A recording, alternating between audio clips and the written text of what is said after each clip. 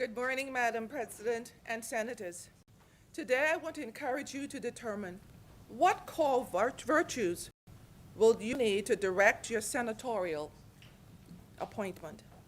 And secondly, how will you navigate the challenges that will come your way? First, let's look at what core values guide your life. As senators and leaders, I invite you to identify the values that are at your core and govern your life and your leadership. Phil Pringle states that there are three cardinal virtues: wisdom to discern right from wrong, and to know the right way the right to do in any situation. Courage to always do right despite circumstances, and strength to keep doing right to the end, to finish what you have started.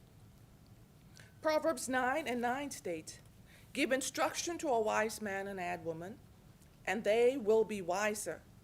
Teach a just man, just woman, and he or she will increase in learning."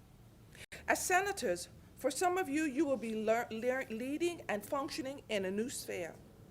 Always take time to work on the inner you, determining and refining the values that will keep you on course as you serve your country. Enthusiasm is a wonderful quality, but sound core values will cause you to lead with integrity. Secondly, determine and develop your coping strategies for challenges and trials. When you serve at a national level, be prepared for criticism, unfair comments, and adversity. Charles Spurgeon stated, "Public men and women must expect public criticism." Proverbs 24:10 states, "If you falter in the time of trouble, how small is your strength?" I want to encourage each of you to spend quiet time each day in meditation, devotional, and prayer time to prepare yourself for the opportunities of each day. Senators, discern when you need to defend your actions and when it is expedient to let things go. Remember, you are not a firefighter, but a builder who has been charged with a specific assignment. As a leader, you must be able to bear many things and develop stamina.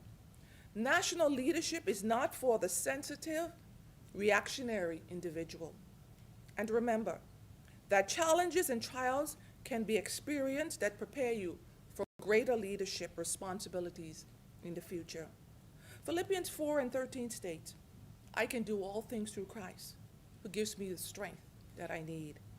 And I close with this African proverb, "Smooth seas do not make skillful sailors." Let us pray. Dear Lord, make our senators channels of peace. Where there is despair in life, let them bring hope. Where there is darkness, only light. And where there is sadness, ever joy. Help each of them to cultivate core values that will govern every area of their lives. And may they always reflect your light as they serve our nation. In challenging seasons, strengthen them. Let them know that those who trust in the Lord are like Mount Zion, which cannot be moved. Overshadow them and lead them. And may they continue in their lives to be of service to you. And Father, bless all the Senate staff who work so hard as well. We pray all these things in Jesus' name. Amen. Please join in the prayer for our Lord. Our Father, who art in heaven, hallowed be thy name. Thy kingdom come. Thy will be done on earth as it is in heaven. Give us this day our daily bread, and forgive us our trespasses, as we forgive those who trespass against us.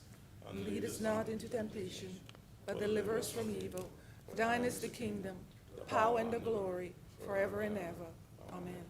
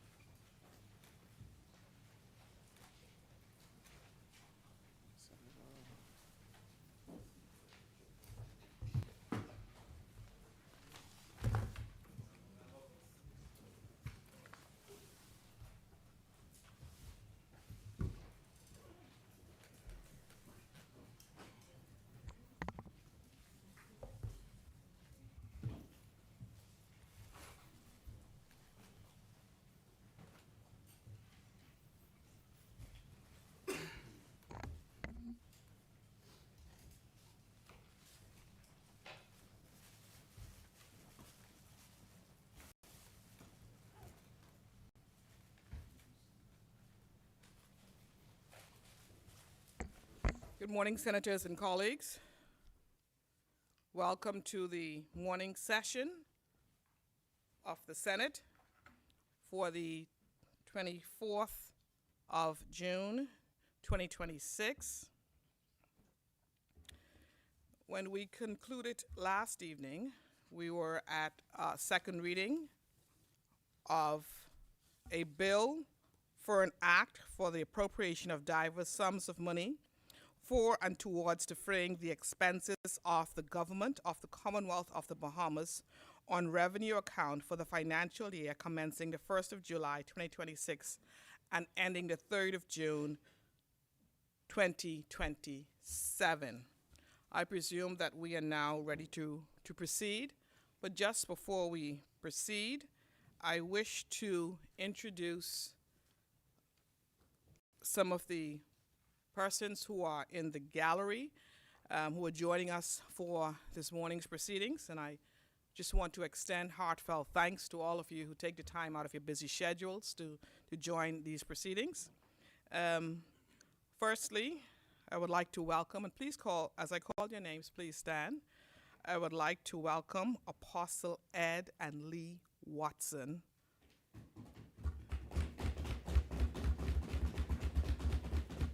Not only are they the parents of Senator Clint Watson, but they are also nation builders. And Apostle Lee Watson and I have our history together. Her father and my grandfather were best of friends, and we're also family. Senator Watson, Clint Watson, please note I said that your mother is my family, not necessarily you. Claiming your mother and your father. So thank you all so much for coming, and I really appreciate you all being here, and it's a pleasure to welcome you all into the nation's upper chamber. May God continue to bless you. In addition, I also have two very special people that I have invited to the Senate chamber for quite some time now, and when they told me that they were here, I couldn't believe it, but I'm so happy that she came. And I would like for the Cambridges to please stand. Firstly, I'm not sure if I can pronounce Ashane Cambridge. She is the daughter and a recent graduate in biomedical health sciences, and she is a graduate who discovered a bacteria in her freshman year in college. Welcome. And I just happens to find that out through her mother, who's next to her, Miss Charlene Cambridge. And I said, that's not something that we hide under a bushel, and I've been begging her for months now to please bring her daughter, let me meet her, and let me introduce her to the country. And I appreciate you both being here, and I just want you, young Mrs. Cambridge, to please continue to push on and do the best you can and make us all proud and continue to take 242 to the world. And thank you, Mrs. Cambridge, for being such a wonderful and supportive mother.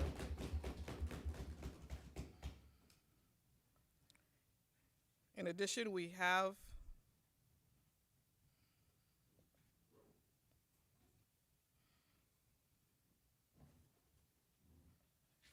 Newall Neely, Justice of the Peace. Is he here? Berkeley Finley. Yeah. Donna Knowles. Deborah Francis. Jacqueline Gray. Brenda Lee Adderley.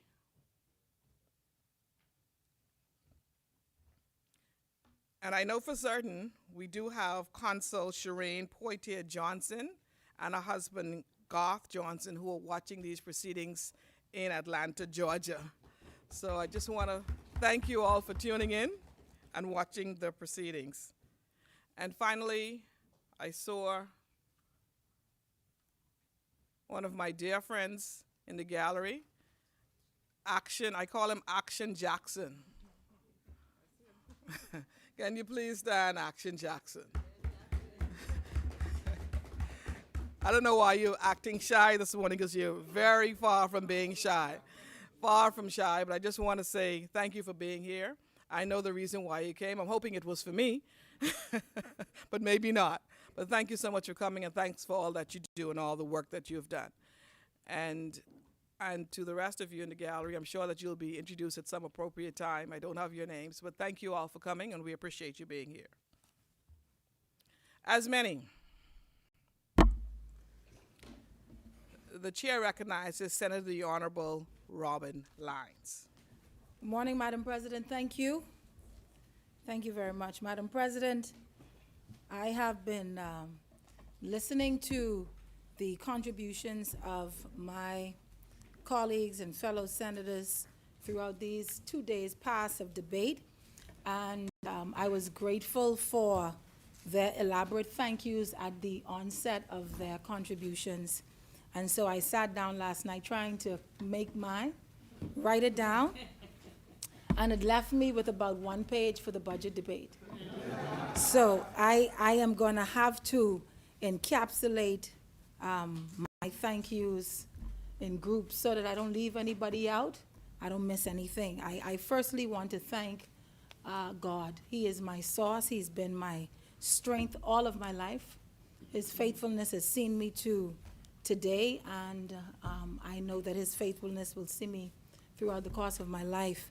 I thank the Prime Minister for seeing this appointment as wise, and I am grateful for it. I also want to thank my family, my extended family as well, Madam President, my church family, the family and organizations that I serve as part of, my Sewell family. I want to thank my Kalani family, and I'm going to take some time at a different time to really talk about that, because that's a lot to say. But to all of Kalani that is watching, I am so grateful to you. I love you. I appreciate you. Even some of those in the gallery today who have been part of that movement and the work that we've been doing.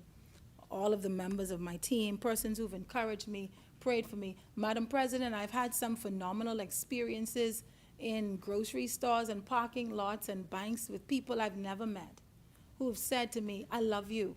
I am so encouraged when you speak, when you do this, when you do that. Sometimes we don't know when we are in a moment that people are watching, that people are taking notice, that people are moved.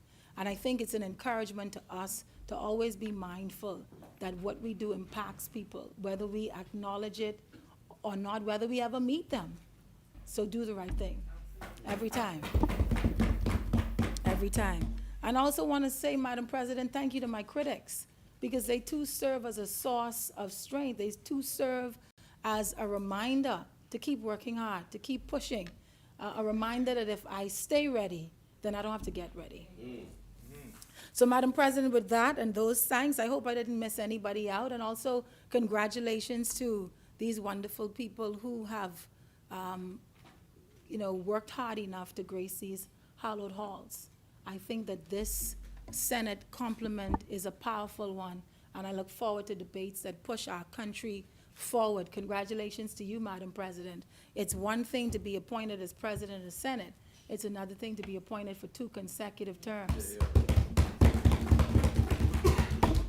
And I think you should be proud of the work that you do and continue to do. Just let me know when we're doing the offerings and stuff like that, okay? The collections and our donations and stuff. I'm going to have to put some money aside, because I know we're givers in here at the center. You understand that? Big givers. Big givers. The Red Cross was here. I may have to bring my own organization to get a little something. I said, is that a conflict of interest? Anyway, we deal with that later. Madam President, I'll turn now to a discussion about why we're here today, and that is to look at these compendium of bills and bills for the appropriation of diverse sums, the budget debate. It's both an honor and privilege, Madam President, to rise today in support of this budget. Madam President, as members of this honorable Senate, we have a responsibility not only to examine figures before us, but to consider the lives they represent, the opportunities they create, and the future they help to shape. A national budget is often viewed as a financial document. It contains estimates, appropriations, and projections, But if we stop there, we miss the true purpose. A budget, Madam President, is ultimately about people. It is about the single mother who wonders whether her salary will stretch to cover groceries and rent and school supplies. It's about the young graduate hoping there will be meaningful opportunities to build a future here at home. It is about the entrepreneur with an idea, the senior who seeks dignity in retirement, the teacher shaping young minds, the healthcare workers serving our communities, and the family wondering whether tomorrow will be a little easier than yesterday. We're talking about people, talking about families, talking about our nation, and that is why this debate matters. Madam President, one of the greatest privileges of public service is the opportunity to listen. And so, whether I'm meeting residents during community office hours, let me stick a pin there, a plug there, Madam President, because I'm going to be in the office at the Kalani constituency headquarters tomorrow from 11 to 4. So as I speak about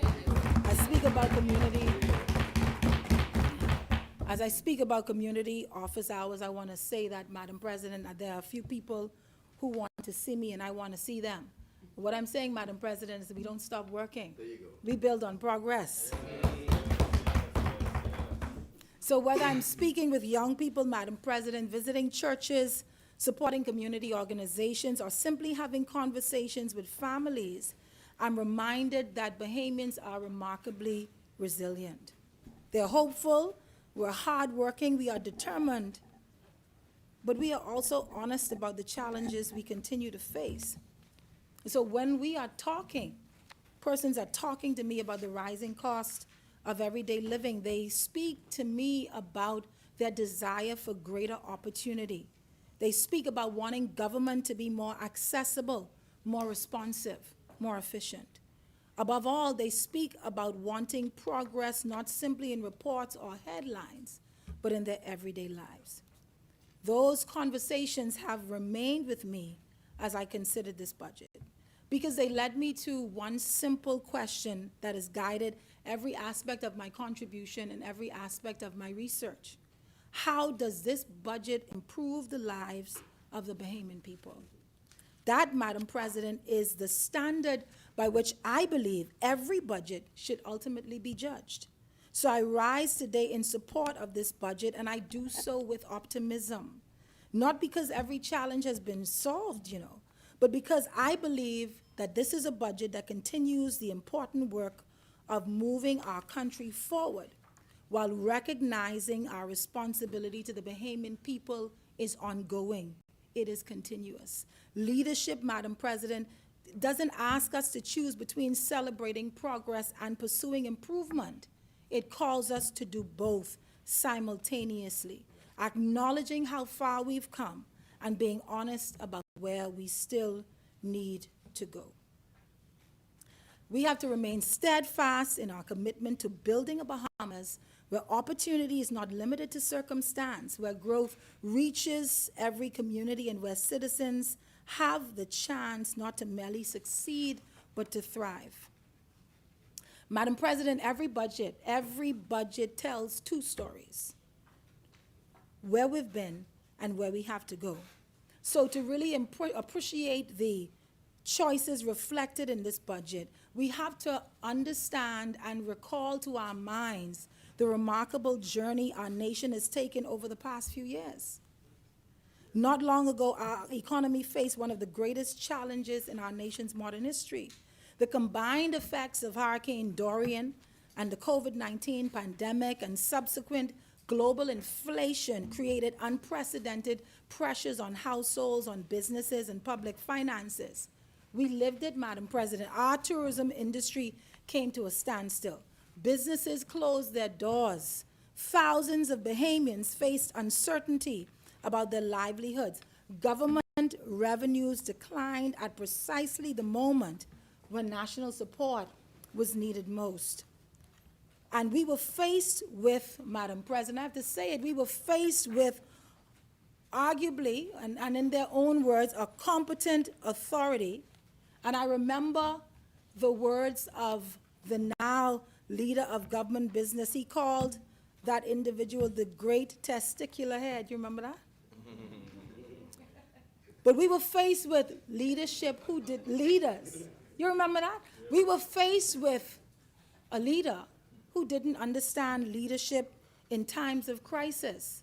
And whilst we were going through some challenging times, decisions were made and policies implemented that crumbled every possibility of us as a country being able to stand under the weight of what we face. That's a matter of public record. The Bahamian people dealt with them accordingly.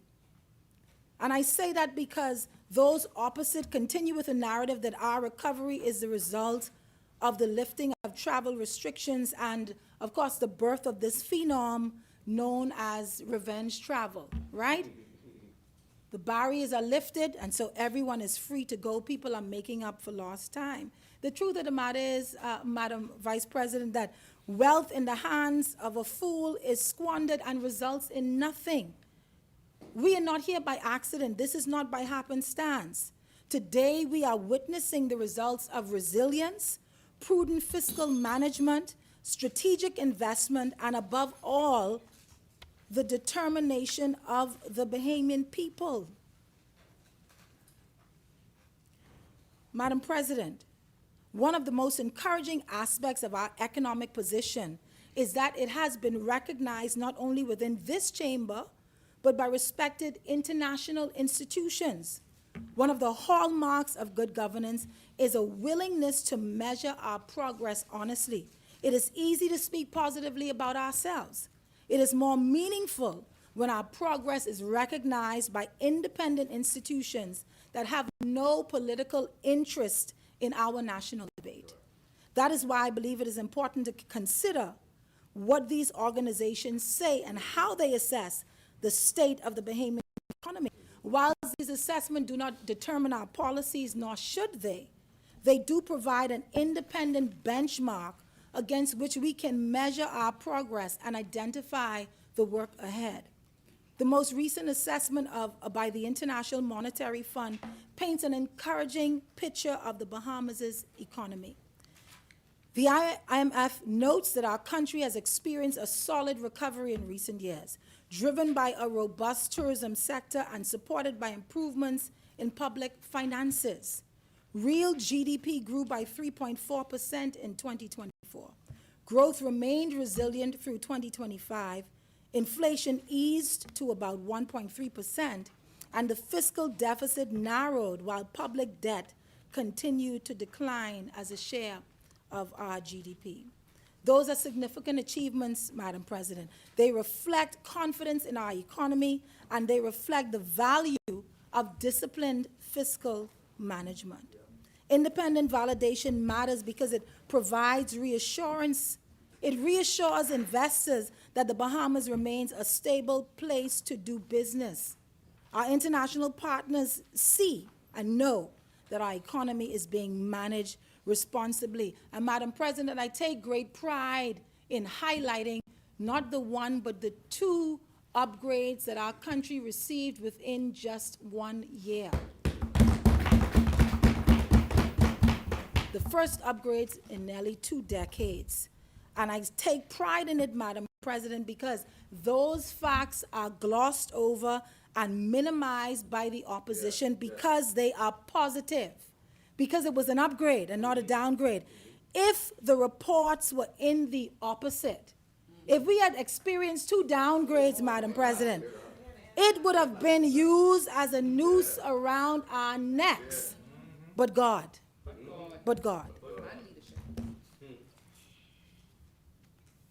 We made the right decisions in the time when it counted. Leadership showed up for our country, and that is one of the reasons why we're back on our feet. Madam President, sometimes discussions about fiscal responsibility can sound technical or disconnected from everyday life. But fiscal responsibility is not simply about reducing deficits or improving balance sheets.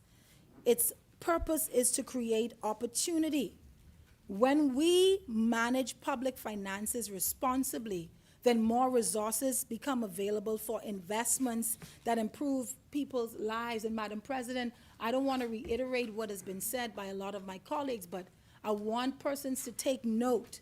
Better schools, stronger health care, 5 clinics built in the last administration, more being improved, 2 hospitals on the way, safer communities because we've invested in revitalizing urban renewal and increasing the human resource capacity on our armed forces, more resilient infrastructure, support for entrepreneurs, housing initiatives, improved and expanded digital government services.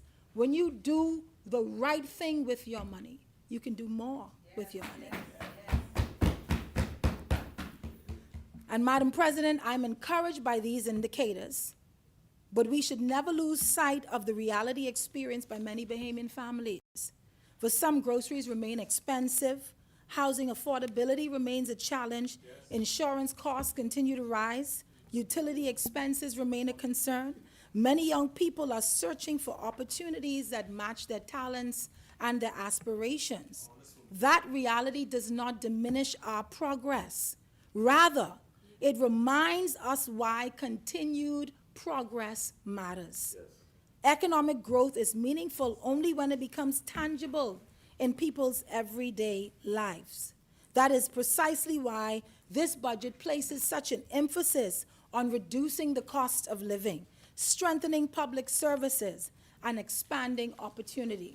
Madam President, if I may just briefly talk about some of the measures put in place to reduce the cost of living, because it's to the everyday realities, Madam President, that people face, and it's those everyday realities this government has been concentrating on.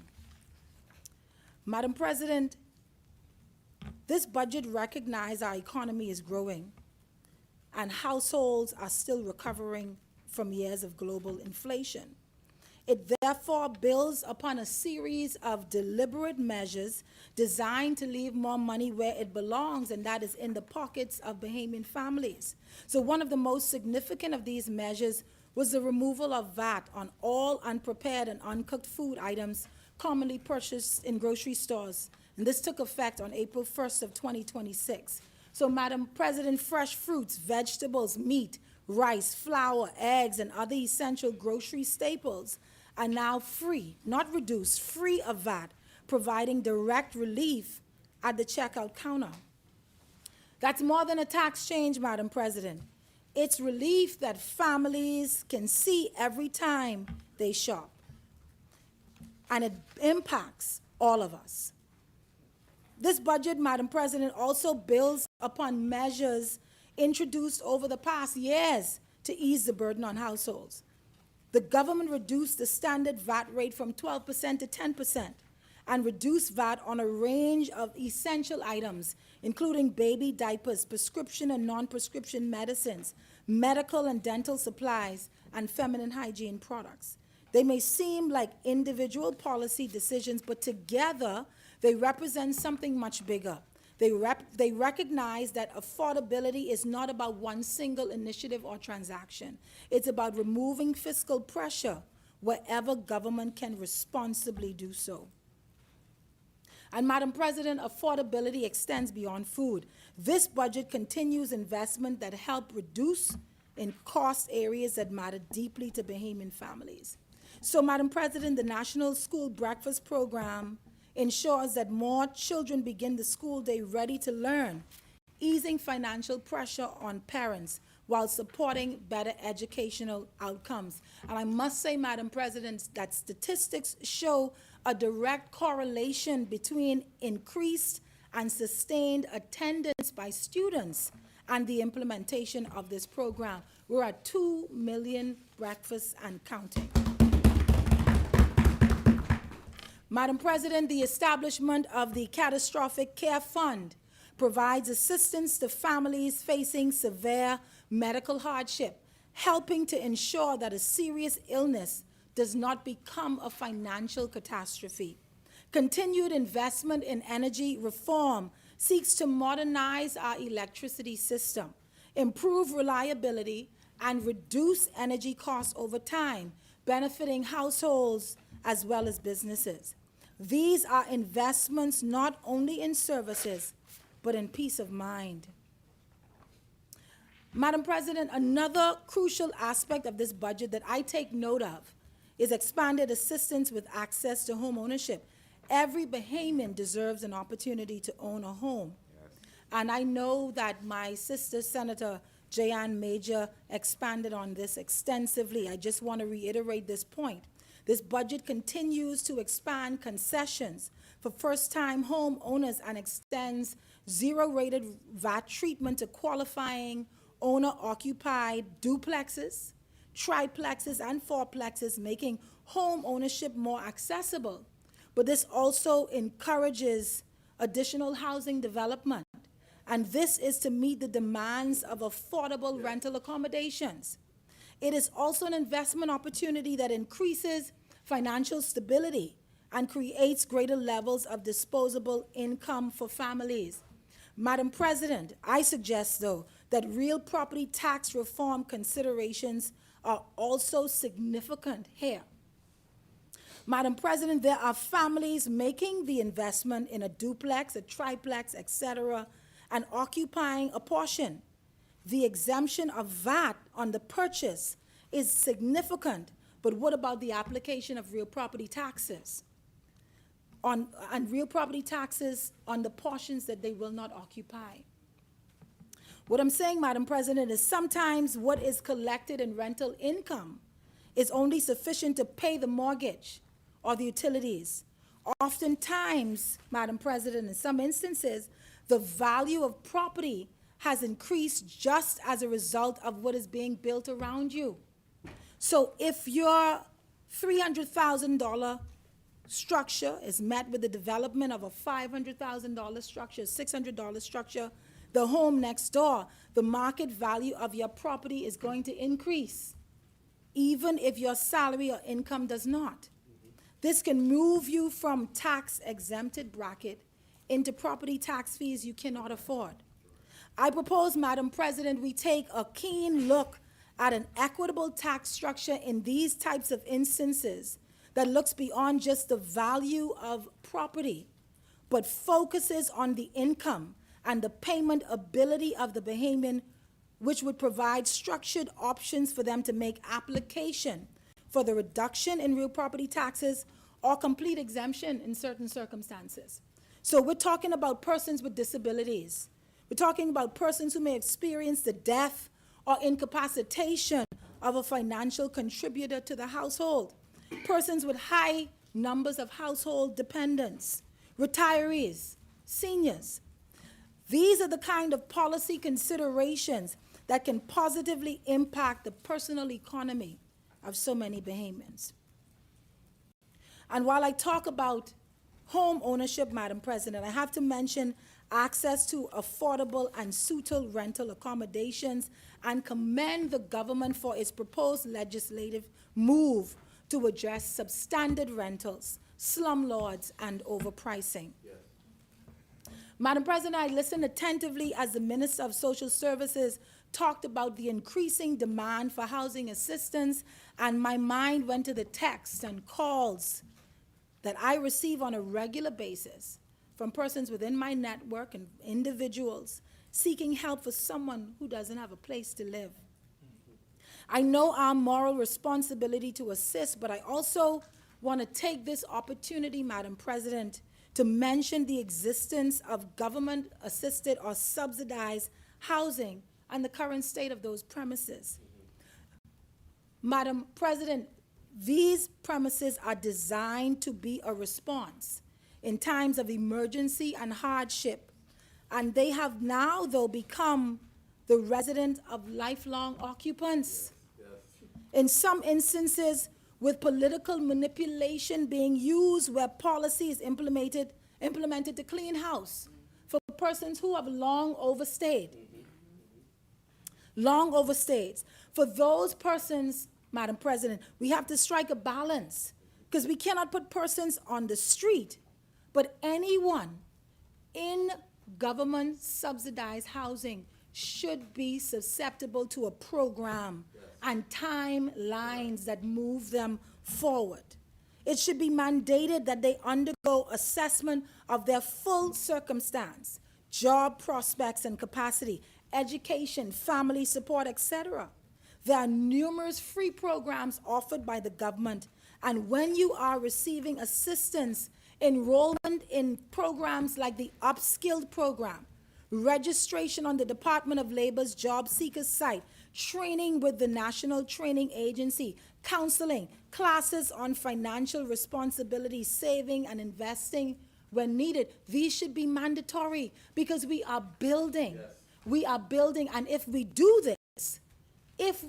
this to those who occupy now in their time of need, more of these spaces would be available for others in their time of need. So it's not persons taking advantage of it. It's persons being advantaged by it. 6 to 12 months, Madam President, at best.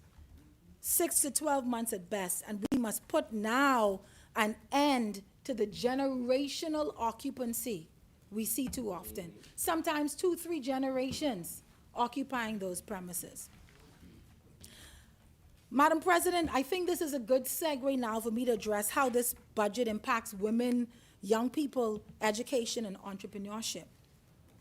When we speak about investing in our economy, we often think first about infrastructure, tourism, or financial services. These investments are important, but the greatest investment any nation can make is in its people. Yes. People build nations. And no economic strategy can succeed unless it is deliberately investing in the talents, aspirations, and potential of its citizens. That's why, Madam President, I welcome the continued emphasis this budget places on expanding opportunity, not just through programs, but through investments that strengthen people. I've long believed, Madam President, that when we invest in women, we are not investing in one segment of society. We are investing in families. We're investing in children. We're investing in stronger communities. And ultimately, we're investing in a stronger country. Every day, Bahamian women contribute enormously to our national development. They lead businesses. They lead homes. They teach our children. They care for the sick. They protect our communities. They serve in our public institutions. It's the women that are volunteering quietly in churches and civic organizations. Many are balancing careers while raising children and caring for aging parents. Their contribution to our economy often extends well beyond what is measured in national statistics. That is why I am encouraged that this administration has consistently recognized that investing is essential to national development. So those measures that I mentioned, Madam President, to reduce VAT on essential food items, baby products, medicines, feminine hygiene products, these have helped ease financial pressures that often fall most heavily on women managing household budgets. Measures to reduce wigs for cancer and alopecia patients, enhance health care insurance options for public officers, which include family, dental, and vision coverage, reduce work permit fees for caregivers, giving assistance to elderly and bedridden persons. I believe, Madam President, that when we talk here, I want to mention that this reduction in permit fees for persons giving care to the elderly and bedridden persons should also be extended to those assisting with the care of children, particularly young children. And again, Madam President, all of these together improve affordability, health outcomes, and support caregiving responsibilities, because these issues disproportionately impact women, and this budget is addressing them head on. Madam President, I also believe that as we continue to build on this progress, we should explore even greater opportunities for women-owned businesses, expanded affordable child care or daycare, and also, Madam President, the consideration of evening care. Truthfully, Madam President, for many women, work does not end at the 3 p.m. or even the 6 p.m. workday, when many daycare or even extended daycare services end. Some have to work night shifts. Some have to work late evenings, and they need help. This is an opportunity to introduce affordable evening care for our children. Truthfully, some mothers and parents have to choose between staying home to protect their children and going to work to provide for them. This is where compassionate governments who understand the needs and challenges go to the drawing board. Safe space, peace of mind, support for our children, job creation, and opportunities for even retired teachers and counselors, still energetic and full of life. Evening care facilities can be a training ground for our teacher, cadets, and students. I see possibilities, and we must really work toward making this a reality. Madam President, the things I mentioned are not because women seek special treatment, but because removing barriers for women, it strengthens our entire economy.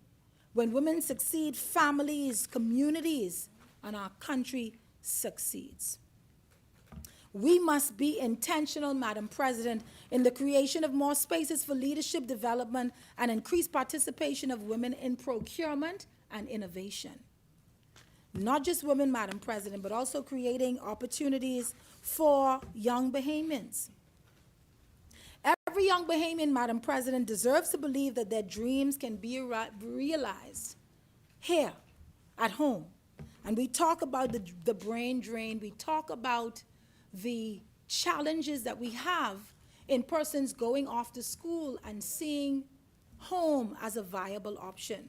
Madam President, the truth of the matter is, when it comes to salaries, it's going to be hard for a population of under 450 people to amass the kind of equity that is needed to compete with the economies of millions of people. We, though, have to recognize that coming home and serving home is about more than the amount of money that we make home. It's about building our country. It's about building our nation. It's about paying it forward. And I want young persons who are studying to recognize that one important fact. No matter where you go, there will never be anywhere like home. Madam President, this administration has really taken meaningful steps to connect education with employment. The expansion of Upskill Bahamas, DigiLearn, the National Youth Guard Program, and the National Apprenticeship Program reflects a commitment to equipping young Bahamians with practical skills while creating pathways to meaningful work. The expansion to BTVI with an intentional strategic increase in programs and skill offerings, globally competitive curriculums, and meeting the technical skills gap in this country is a game changer. This budget continues that commitment by investing in programs that recognize a simple truth. Young people do not simply need education. They need opportunities. They need mentors. They need experience. They need confidence. Confidence that there's a place for them in the future of this country. Madam President, I encourage us to continue strengthening partnerships between government, the private sector, and educational institutions, and so that training remains closely aligned with the needs of our evolving economy and the fact that we are competing on a global level. We have to stay competitive and on the cutting edge. Education should not just prepare students for examinations, but for careers, for entrepreneurship, for innovation, for leadership, most importantly, in my estimation, Madam President, for ownership. Madam President, it would be remiss of me if I didn't talk about some of the greatest businesses. Sorry, it would be remiss of me if I didn't talk about small business in this contribution, Madam President, because some of the greatest businesses in our country did not begin in large office buildings. They began around kitchen tables. They began in garages. They began in small rooms, in small storefronts. They began with courage. Small businesses are the backbone of our economy. They create jobs. They strengthen community. They foster innovation. And they keep wealth circulating within the Bahamas. And Madam President, we have to take a strong look at all of the incentives that we provide for foreign direct investors. Look at it from top to bottom. Every concession, every exemption. And we have to ensure that we do more for small and medium-sized enterprises in this country. Because, Madam President, when they make a dollar, it's a Bahamian dollar that stays in this economy. When they hire, when they expand, we expand. And when we face times of hardship, it is Bahamian-owned businesses that stay holding on the longest and the truest. When we experience times of challenge, our international investors often pack up and they go. And they take with them every job and every opportunity we so powerfully heralded that they would bring. They do it because this is not home. And oftentimes beyond what it costs to operate, the money that they make in profits leaves this jurisdiction. If we invest in our small businesses, our medium enterprises, Madam President, we will start to see our economy expand and even flourish the more. We have started great work, and now we need to continue. When we measure the incentives and exemptions given to foreign investors in any industry, from tourism and across the board, and we measure it against what is given to small and medium-sized enterprises, this is where I want to see bias. This is where I want to see inequity. This is where I want to see my Bahamian citizenship mean something. The Bahamas for Bahamians first. Madam President, I welcome this administration's continued focus on entrepreneurship and improving the environment for business growth. This budget advances reforms that simplify government interactions and improve the business environment. Key measures include the introduction of the Bahamas Identification Number, the One Tax Initiative, the review and modernization of the Business License Act, the development of model fiscal incentive legislation, and the establishment of a national domestic revenue agency. All of these measures collectively seek to reduce administrative burdens, increase efficiency, and create a more business-friendly regulatory environment. I would also encourage, Madam President, continued efforts to improve access to financing, to mentorship, and export opportunities for micro, small, and medium-sized enterprises, particularly those led by women and young entrepreneurs. I want to take this opportunity, Madam President, to really congratulate the work of the SBDC and their targeted approach to providing business support and opportunities for women, for youth, for men, for seniors. They're leaving no stone unturned, Madam President. I think they should be commended. Madam President, whilst we move to modernization and e-government, I want us to always remember senior participants in businesses who may not fully appreciate the move to technological advancements. They make up our silver economy. We also have to remember, Madam President, those who may not have access to devices or reliable internet. As we grow, we must ensure our human resources are adequate, that new systems are understood by those charged to manage and execute those systems. Staffing ratios have to be sufficient, and we have to think about satellite offices and these kind of kiosk-style sites where persons can access assistance, access computers and other resources should they need them to be able to take advantage of e-government. This, Madam President, can relieve some of the pressure, the traffic, and long waiting lines at the Department of Inland Revenue during peak compliance seasons, during peak compliance periods. And anyone who's been to the Department of Inland Revenue for anything during peak seasons, you understand why these satellite offices and kiosks will be transformational. Madam President, but for opportunity to flourish, we must also create an environment where businesses can invest with confidence. We have to create an environment, Madam President, that shows that our focus is on building a modern and competitive, business-friendly Bahamas. Madam President, we are entering into a next chapter of growth in our economy. So if recovery was the challenge of yesterday, then productivity must be the challenge of tomorrow.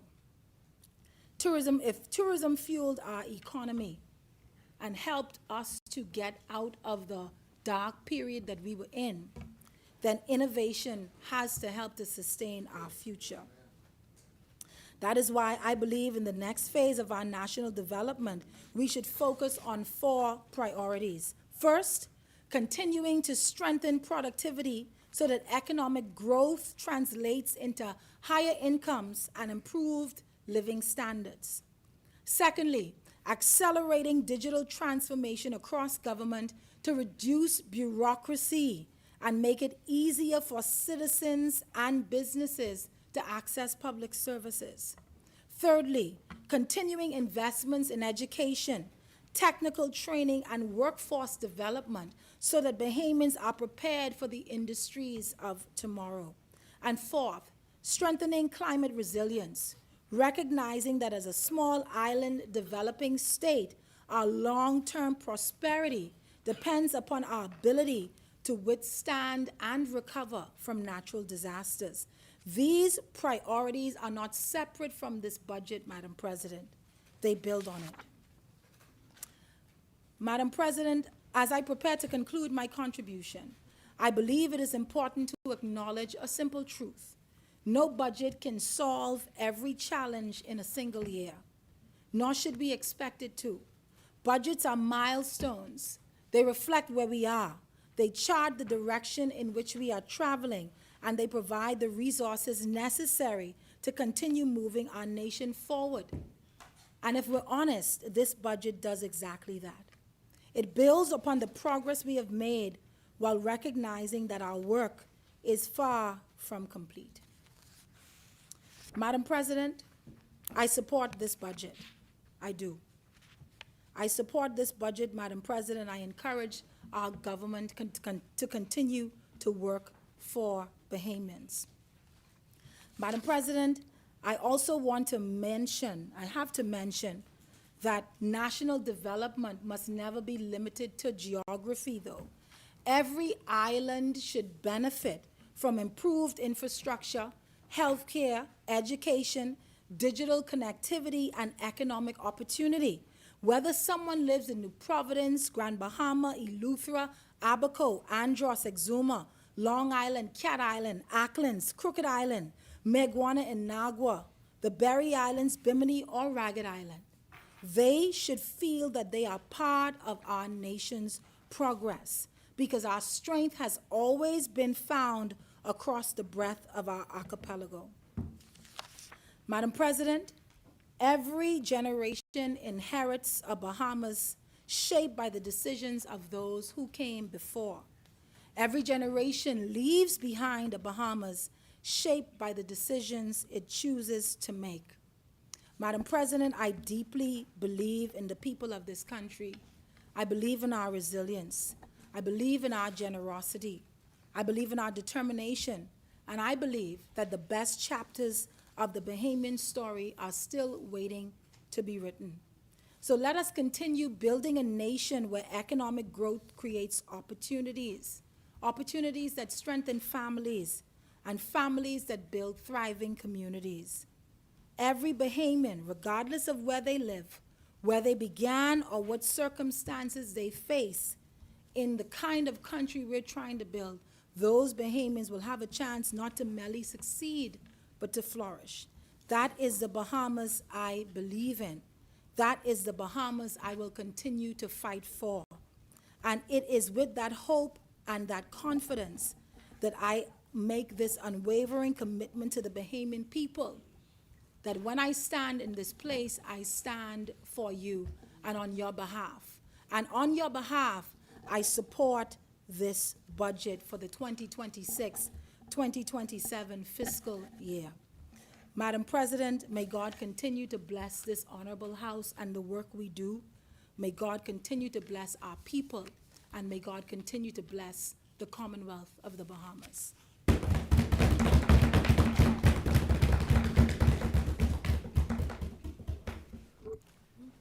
Thank you, Senator the Honorable Robin Lyons, for your contribution. Before we proceed, while Senator Lyons was speaking, I noticed a few people slipped into the gallery, and I just want, and it would be remiss of me if I did not acknowledge their presence. I want to acknowledge the presence once again of Her Excellency Ruby Ann Darling, Deputy to the Governor General.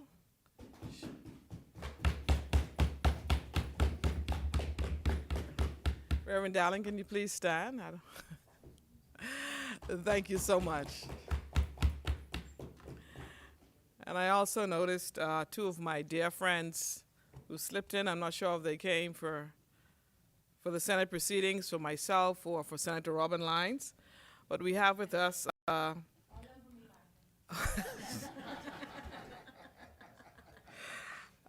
won't challenge you, Senator Lyons.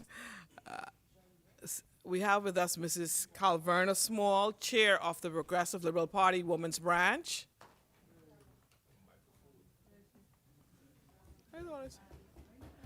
Thank you. And also a champion and a warrior in the presence of Ms. Astrid Bodie. Can you please stand? Thank you all so much for joining us here today. As many, the chair recognizes Senator the Honorable Ellsworth Johnson. Madam President, I rise with your leave to raise a point of order or clarification. On yesterday, Madam President, a ruling was given as it relates to sub judice, and I went home last night. I had a reading of Erskine and Mays and Blackstone Senator, dictionary that seemed to Senator, go totally opposite to your ruling. Senator, before you proceed, Yes, the rules outline a procedure motion. when you want to challenge the president's ruling. That procedure is not before me. As a result of that, I am not going to hear you on this point. So, You know the procedure, you know the rules. so I shall. This is not the manner in which you do it. So I shall put my concerns in a motion that That is what the rule says. that Mr. Erskine Senator Mays Ellsworth. does not Johnson. support the ruling, and Pardon me? that the Senator Johnson, I procedure suggest does not that you support look it, at and I'll present the motion to I you. suggest that you look at the article in the rules that you wish to use, and you And proceed from there. I will present it to you. And you proceed from there. But this is not the way that you do it, and you should know that. Okay? Thank I you. raised an issue, Senator Madam President, Johnson, and I will we have a present it to you. budget that we need to pass, and this is not going to be prolonged. I said that in my opening speech, and I'm abiding. in no ways attempting to prolong it, ma'am. Well, thank you. Can you Thank please you. resume your seat so that we can proceed? Thank you, Senator Johnson. As many, Chair recognizes Senator the Honorable Rick Fox. Senator Fox, I don't want to offend you, but what would you wish me to call you? Senator Ulrich Fox or Senator Rick Ulrich? Yes, please, Madam President.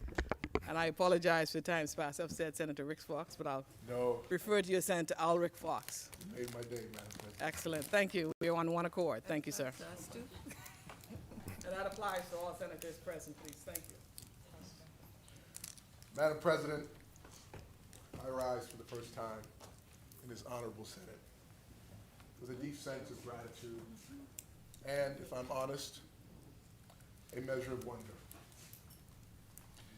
Because there have been many moments in my life when I thought I knew exactly where God was leading me. And there have been many more moments when I could not see clearly his plans for me. Yet time and time again, his plans have proven better than my own. So today, I do not rise questioning why I'm here. I rise trusting that he put me here according to his will. Now, Lord, while I'm being honest, there are still a few chapters in the story I don't fully understand.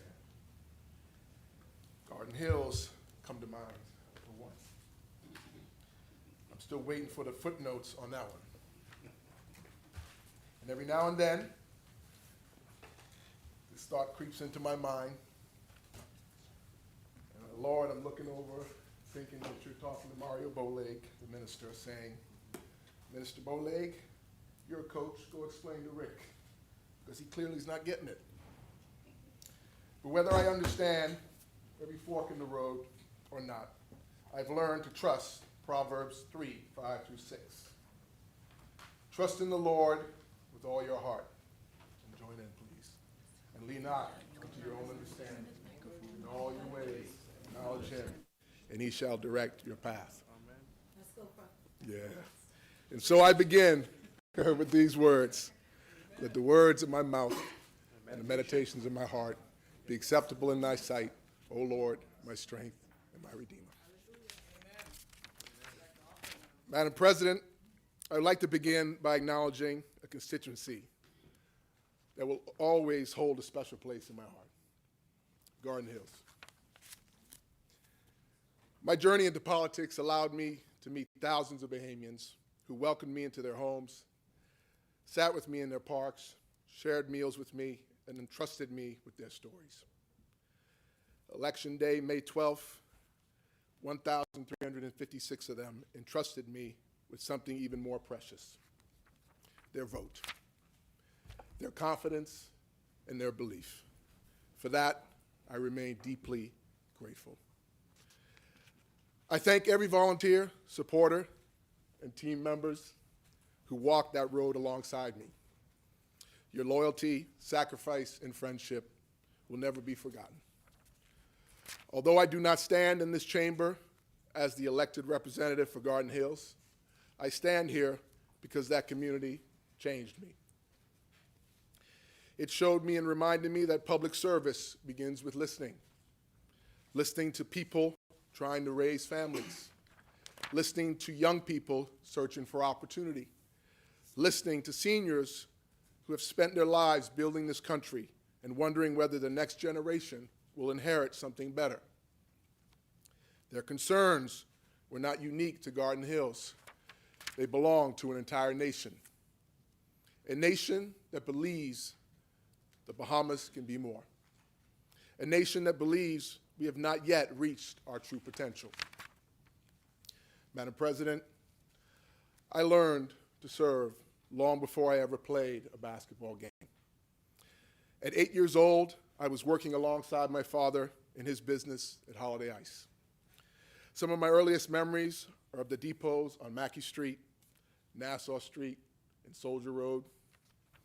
I rode delivery trucks with my uncles, Mikey, Paul, Bumpy, carrying ice across New Providence, to hotels, to churches, to grocery stores, to fishing boats, to anyone who needed it.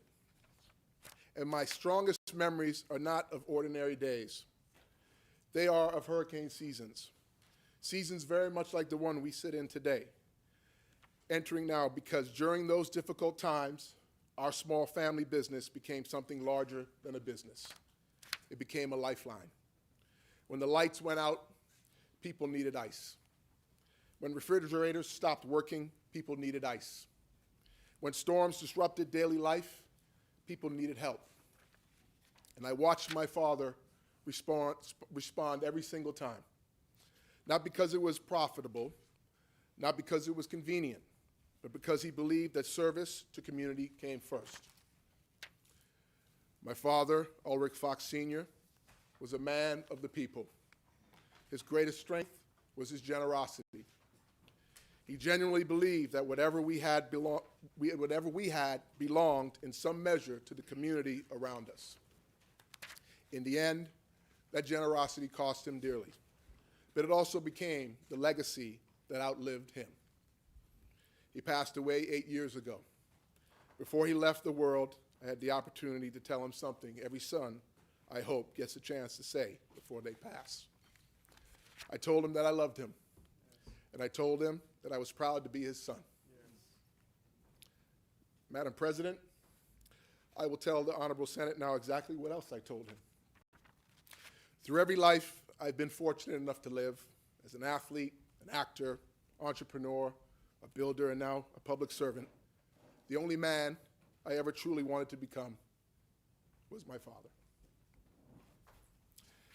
He is the reason I stand in this chamber today.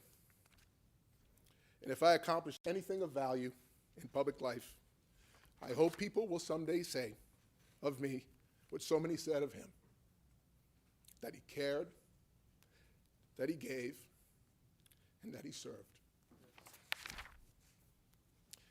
Madam President, I would like to acknowledge Senator Simmons, but he's not here today, unfortunately. When Senator Simmons rose on the first day of the Senate, he spoke about being knocked down, but not knocked out. I don't know if you remember that. Yes. As I listened, I found myself smiling, not only because I agreed with his point, but because my connection to Senator Simmons goes back much further than our service here in the Senate. Long before either of us became senators, Senator Simmons was building his business that he spoke of in the industrial park, right next door to my father's business. As a young boy, I spent a great deal of time in the industrial park. And every now and then, when I came up a little short at the soda machine, Senator Simmons would slip me a quarter or two for a Goombay punch.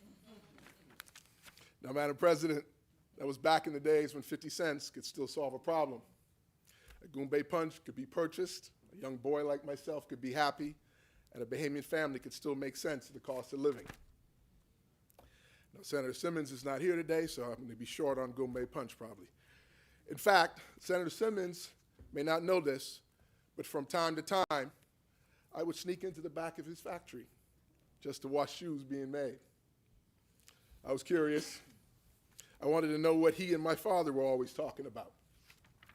I wanted to understand what occupied those days. I wanted to understand what they were building. Looking back now, I realized I wasn't really interested in the shoes. To a young boy like me, those two men were giants. They were owners. They were employers. They were builders. They were courageous businessmen who had chosen to bet on themselves and build something of their own while building a nation. Madam President, they represented something that at the time I simply took for granted. Years later, I would come to appreciate just how fortunate I was. I often tell this story to my African American friends in the United States. Because growing up in the Bahamas in the 1970s, I was surrounded by men and women of color who owned businesses, led institutions, and governed the country. To me, that was normal. I did not know any different. As a young boy, the people I admired, the people I looked up to, the people I imagined becoming looked like me. That gives a child a kind of confidence that is difficult to measure and impossible to replace. And for that reason, I will always be grateful to the generation that came before us. Men like my father, men like Senator Simmons, those who built businesses, those who created jobs, those who took risks, those who expanded the horizons of what young Bahamians like myself believed was possible. I miss my father to this day, not simply because he was my father, but because I look around our country and I realize how much we still need men and women like that generation. Madam President, we need builders. We need mentors. Yes. We need examples. Yes. We need people who show our young people that success is not something you inherit. It is something you create. Yes. The older I get, the more I realize that my father's greatest gift to me was not what he gave me. It was what he showed me. And because this is my maiden contribution to this honorable Senate, Madam President, I hope the chamber will indulge me a few moments longer. Yes, no problem. For no one arise in a moment like this alone. The truth, Madam President, I have spent much of my life standing on the shoulders of giants. I stood on my father's shoulders as a little boy at Clifford Park and watched the flag of a new nation rise into the sky. Madam President, whenever discussions of athletic achievement arise, I'm forced to clarify a historical misunderstanding. Because while I have enjoyed some athletic success in sports, the true Olympian in the family was my mother. Not me, my mother. And I'd like to make that clear for family members that I acknowledge her, which they invariably will point out to me to make sure I do, and with considerable less mercy on many occasions. The older I get, the more I appreciate the example my parents provide. My father taught me service. My mother taught me discipline. Together, they taught me perseverance. Neither one believed very much in excuses. A philosophy I regretted often as a child and appreciate enormously as an adult. Madam President, I too, like many of my Senate colleagues here, attended Kingsway Academy. Yes. Shout out to the Kingsway graduates in the room. Right? See if we can finish this one. Proverbs 22:6. Train up a child in the Kingsway, and when he is old, he will not depart from it. One of the gifts of growing up in the Bahamas is that we learn very early how to laugh at ourselves. And if we cannot laugh at ourselves, Bahamians are always willing to assist us with that process. Kingsway gave me more than an education. It gave me a foundation. It gave me values. It gave me friendships. We'll figure out that pool. It may be late. We'll figure it out. It gave me a sense of responsibility to something larger than myself. And for that, I remain grateful. Madam President, I also would be remiss if I failed to acknowledge my Faith Temple family. Throughout every chapter of my life, they have prayed for me. When I was succeeding, they prayed for me. When I was struggling, they prayed for me. When I was making headlines, they prayed. When I was making mistakes, they definitely prayed. In fact, if I'm being honest, some of my decisions over the last 5 months probably generated emergency prayer meetings, and I would understand why. Faith communities rarely receive public recognition for the role they play in the national development, but they deserve it. Because while governments build roads and schools and airports, faith communities build character. Yes. They build resilience. And as I offer my thoughts on the budget before this honorable chamber, it is only fitting that I pause to acknowledge my grandparents, my siblings, uncles and aunts, and cousins. I thank those whose faith, sacrifice, and support and love helped me make this moment possible. Madam President, as I reflect upon the people who shaped my life, I am reminded that leadership is never a solo act. Every achievement rests upon unseen sacrifices. Every success rests upon invisible support. And every generation inherits responsibilities from the generation that came before it. Which brings me to one of the most memorable nights of my childhood, December 11th, 1981. Some of the older members of the Senate here might remember that date. The Queen Elizabeth Sports Center, the drama in the Bahamas. Muhammad Ali versus Trevor Berbick. Now, for younger Bahamians watching, it is difficult to fully appreciate what Muhammad Ali represented. He was not merely the heavyweight champion of the world. He was a global icon, a cultural phenomenon, and a once-in-a-generation figure. To many people around the world, Muhammad Ali was simply the most famous boxer alive. He was one of the most famous human beings alive. And on that night, he was in Nassau. My father was especially excited, not only because Ali was Ali, but because he considered Ali a friend. And so, like many proud fathers, he took his son to witness history. Madam President, what happened that evening has since become part of Bahamian folklore. The event encountered challenge after challenge. There were issues with tickets, issues with logistics, issues with gloves, and perhaps most famously of all, there was no bell. None. Think about that for a moment. The most famous boxer in the world, the eyes of the world fixed on Nassau. Television cameras everywhere, international attention focused on the Bahamas. And somebody suddenly realized there was no bell. Now, in many countries, that discovery would have caused panic. Committees and investigations, emergency meetings. But in the Bahamas, it produced a different response. Someone found a cowbell. Someone found a hammer, and the fight continued. Problem solved. Madam President, when I was younger, I thought that story was so funny. As I grew older, I realized it was profound, because that cowbell represented something uniquely Bahamian: resilience, adaptability, resourcefulness, the ability to figure it out. Bahamians have always possessed that gift. We may not always have every resource. We may not always have every advantage. We may not always have every tool.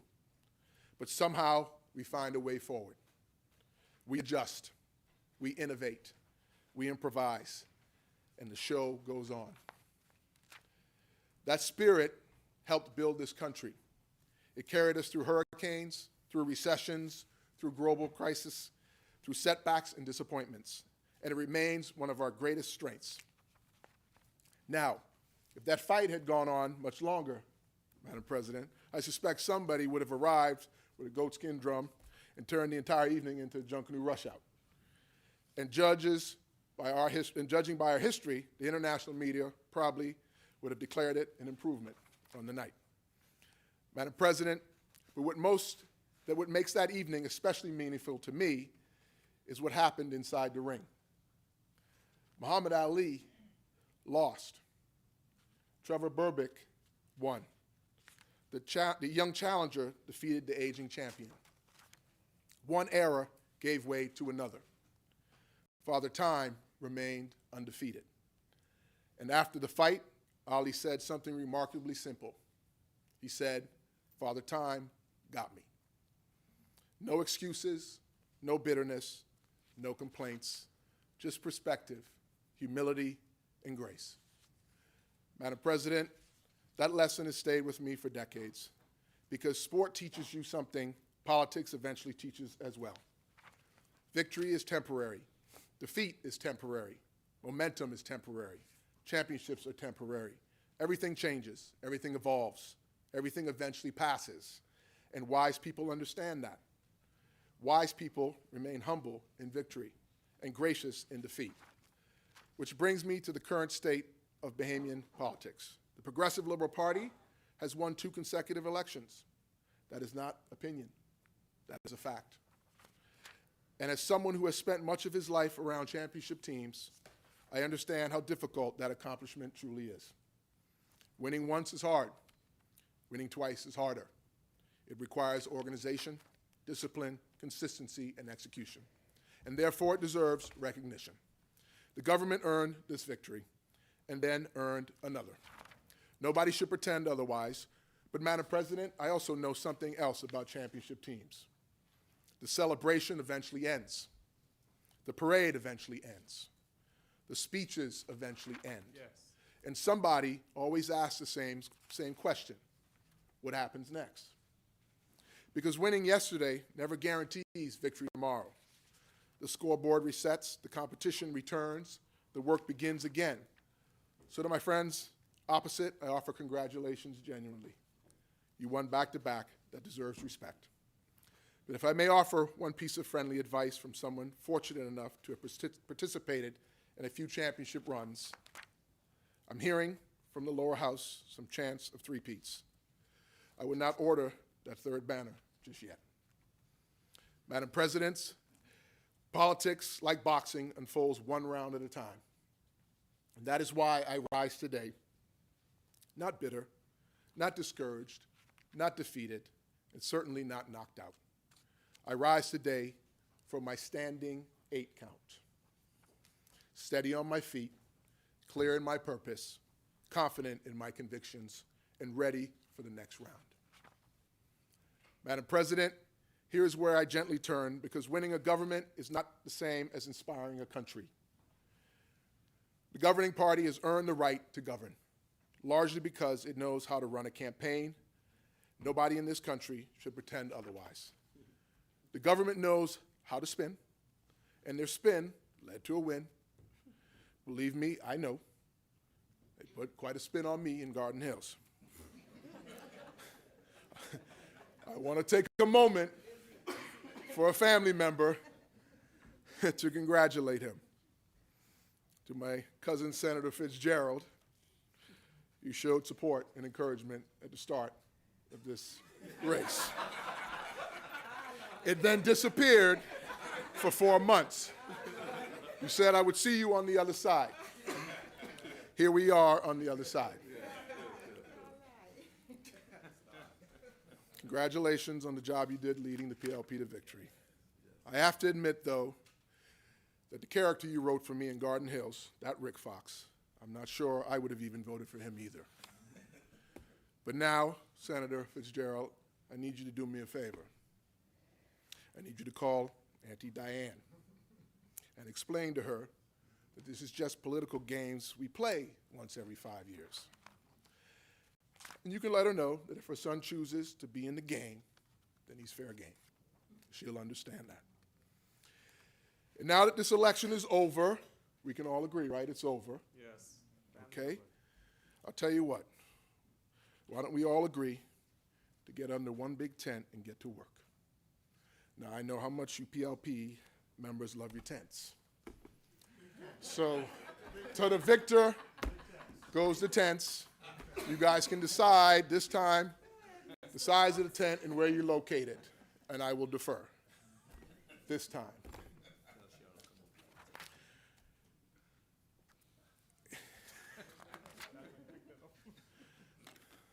Drink on that one. Madam President, there is a lesson I have encountered repeatedly throughout my life. The roads that matter most are rarely the easiest ones to travel. Whether in sport, business, or life itself, the choices that produce growth, excellence, and lasting success are often the choices that demand sacrifice, discipline, and courage. The easier path offers comfort. The harder path offers transformation. The same is true for nations. Every generation eventually arrives at a fork in the road. One path allows us to celebrate modest progress and become comfortable with where we are. The other challenges us to confront difficult truths, make disciplined decisions, and pursue a future that demands more of us than the present requires. I believe the Bahamas stands at such a moment today. The question before us is not whether we have made progress. We have. Madam President, the question is whether progress alone is enough, whether we are prepared to settle for improvement when excellence remains within reach. Great countries are not built by avoiding difficult decisions. They are built by making them. They are built when leaders accept responsibility rather than postpone it, when they invest in future generations rather than merely satisfying the present, and when they measure success not by what is spent, but by what is achieved. That is why budgets matter so profoundly. A budget is not simply a financial document. It is more a moral document. It reveals what we value, what we prioritize, and what future we are choosing to build. Every line item represents a decision. Every decision represents a direction. And every direction ultimately leads to a destination. The challenge before us, therefore, is not whether we can afford to choose the harder road. The challenge is whether we can afford not to. For throughout our history, whenever Bahamians have been presented with a choice between comfort and possibility, between fear and faith, between the familiar road and the road less traveled, our greatest achievements have come when we found the courage to choose the latter. I believe that same choice stands before us now. And I believe the Bahamas was built not for the easy road, but for the greater one. Madam President, every generation is presented with a defining choice. For ours, the choice is whether we will merely preserve what was handed to us or build something greater for those who come after us. The fathers and mothers of our nation carried the Bahamas to this moment through sacrifice, courage, and vision. We honor them not simply by celebrating their achievements, but by continuing their work. Yet time is not standing still. The world is moving faster, competition is growing stronger, and the future will not wait for us to catch up. We must choose ambition over complacency, innovation over stagnation, and excellence over excuses. We must build a Bahamas where opportunity is abundant, where our young people can compete with anyone in the world, Yes. and where success does not require leaving home. That is the fork in the road before us. Over time, I have come to believe that navigating such moments requires integrity, the union of honor and honesty. Honor is the willingness to place service before self. Honesty is the courage to tell the truth, even when it is inconvenient. Together, they create the public trust upon which every democracy depends. And that trust demands that we never forget who we serve. Political parties matter. Government matters. Opposition matters. But above all else, the people matter. Public service must always be guided by a simple principle: people over party, country over self, and the future over our politics. And it is through that lens, Madam President, that I now turn to the budget before us. Because a budget is more than a collection of numbers, it is a statement of priorities. It reveals what a government values, what it rewards, what it postpones, and what it is prepared to sacrifice. A budget tells a nation which road its leaders have chosen at the fork. Does it prepare us for the future or manage the present? Does it create opportunity or dependency? Does it build competitiveness or complacency? Does it empower the many or benefit the few? These are not partisan questions. These are national questions. And so, in the spirit of honor, honesty, and service to the Bahamian people, I intend to do three things today: to acknowledge what is worthy of support, to challenge what I believe falls short of our potential, and to offer ideas that may help us build the stronger, more competitive, more prosperous Bahamas that our people deserve. For if we are to choose the right road at this fork in our history, we must first be willing to examine honestly the map that has been placed before us. That map, Madam President, is this budget. Let me begin where credibility demands I begin, by being fair. On the fundamentals, Madam President, this is a disciplined budget, and I will not stand here and pretend otherwise. It projects a reoccurrent surplus of roughly $633 million, an overall surplus of $223 million, better than 1% of the GDP, and it sets the national debt on a path down toward the low 60s of GDP, aiming for the low 50s by the end of the decade. After the years this country has walked through, the storms, the shutdown, the long climb back, that steadiness is real. I will not diminish it, and I will thank the men and women of the public service whose discipline made it possible. But, Madam President, balancing the books is not the same as building a nation. You can run a tidy household and still raise children in that household who cannot read. You can pay every bill on time, on the very day it is due, and still be standing perfectly still. And standing still, Madam President, is not what Bahamians signed up for. This budget gets the accounting right, but the ambition all wrong. It is built to manage decline gracefully. It is not built to win. So, Madam President, here is the issue, I believe: the fact that the government has presented a budget of inputs rather than outcomes creates an excellent gap for our future. I'll say it again. Here is the issue. I believe the fact that the government has presented a budget of inputs rather than outcomes creates an excellence gap for our future, effectively keeping us on the safe road and limiting our potential. Here is the heart of it. I'm not going to spend my time arguing about how much is being spent. The numbers are in the book, and anyone can read them. We will address them in the heads later on today, I'm sure. The harder question, the only question that matters to the people, is who sent us here is this. What does this budget actually buy for the Bahamian people? Is it a plan for excellence or a plan for survival? Look at how the book is built. It is organized from cover to cover around inputs, heads, items, wages, rent, travel, subsistence. It tells you to the dollar what we are buying. It never once tells you what we expect to get for it.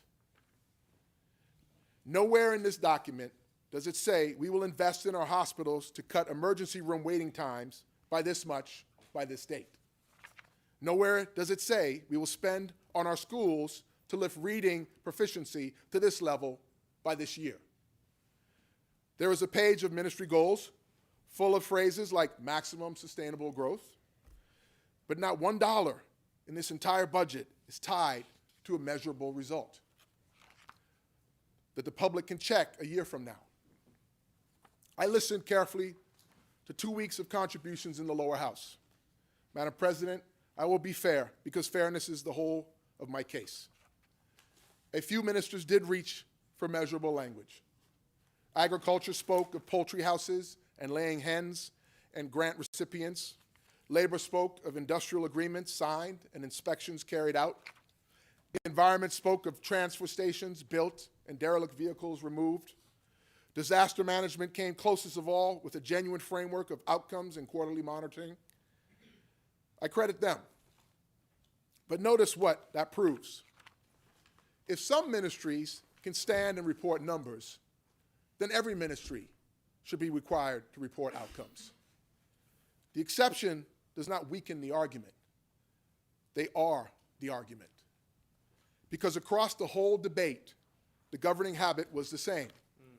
To treat money spent, programs launched, buildings opened, people trained, laws passed as proof of success. We heard a government very good at counting dollars, counting programs, counting launches, counting contracts, and a government that did not often enough count outcomes. We are spending like a serious country and measuring like an indifferent one. That is the excellence gap in a single sentence, Madam President. Let me put it plainer still, so it travels. This is a commitment budget, not an accountability budget. It confuses expenditure with achievement, and you cannot manage what you refuse to measure. A budget that tells you what it spends but never what it intends to change is not a plan. It is a receipt. Madam President, the Prime Minister has built a ministry for nearly everything, and I take no issue with ambition.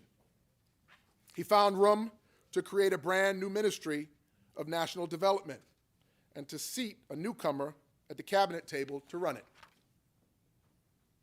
And in my opinion, he gambles with the future of our country. But there is one ministry the numbers are screaming for, and it has no door, no sign, and no minister. I call that ministry the ministry of debt.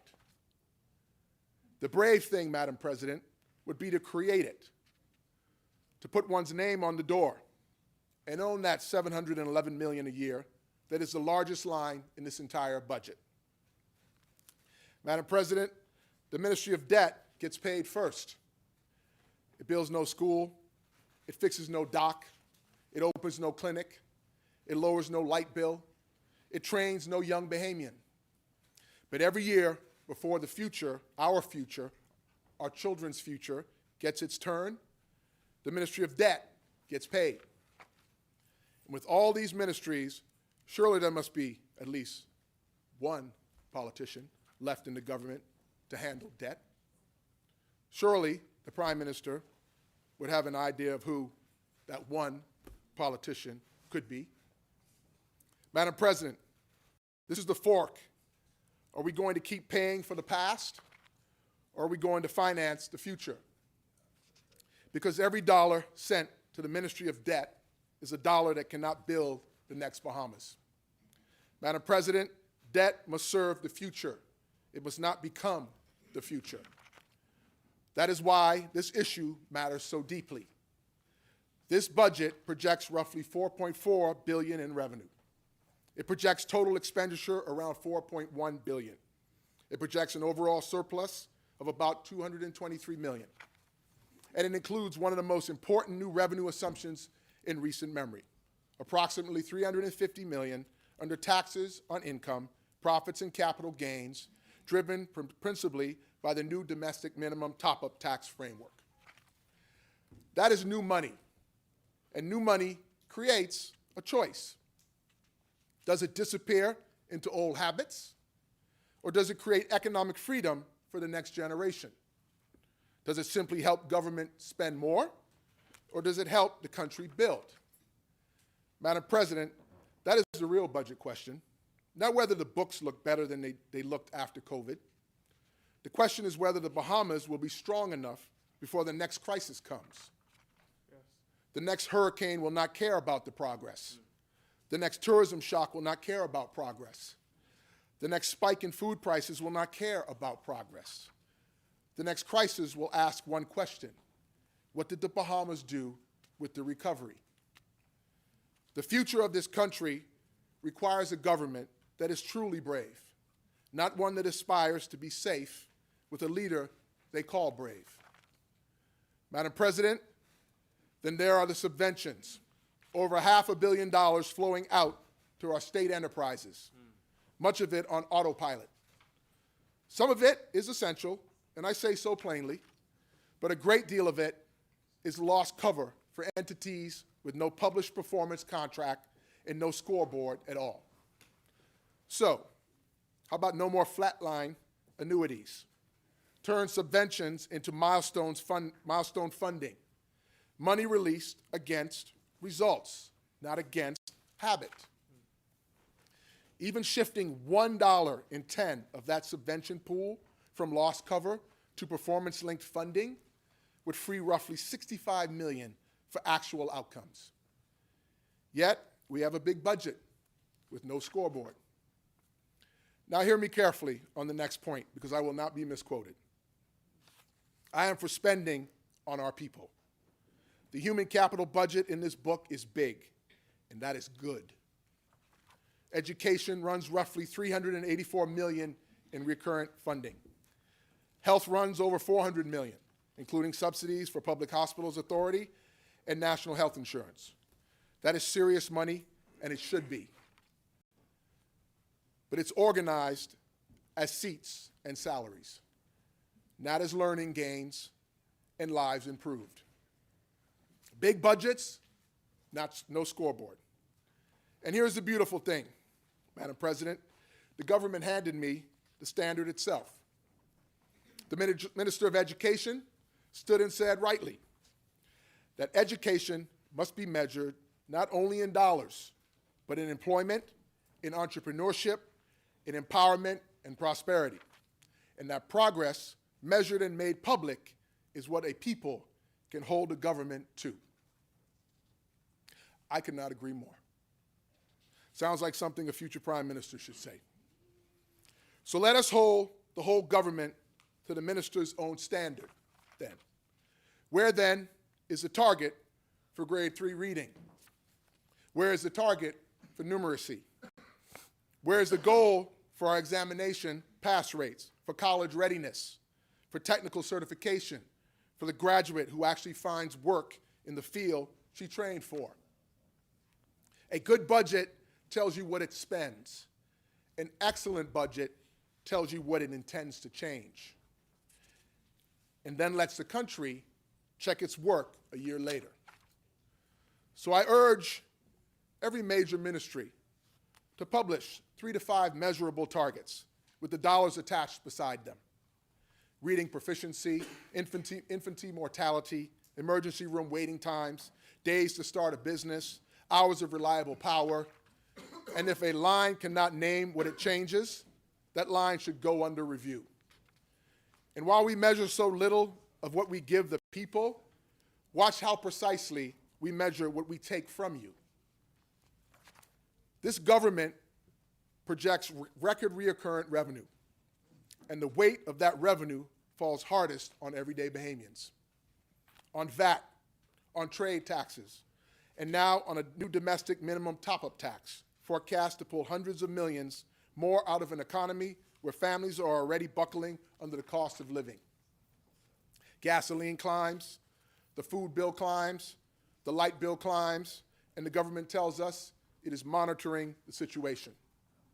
I don't mean to, point of order, Chair recognizes Senator Honorable Madam President, the domestic top-up tax doesn't actually come from Bahamians.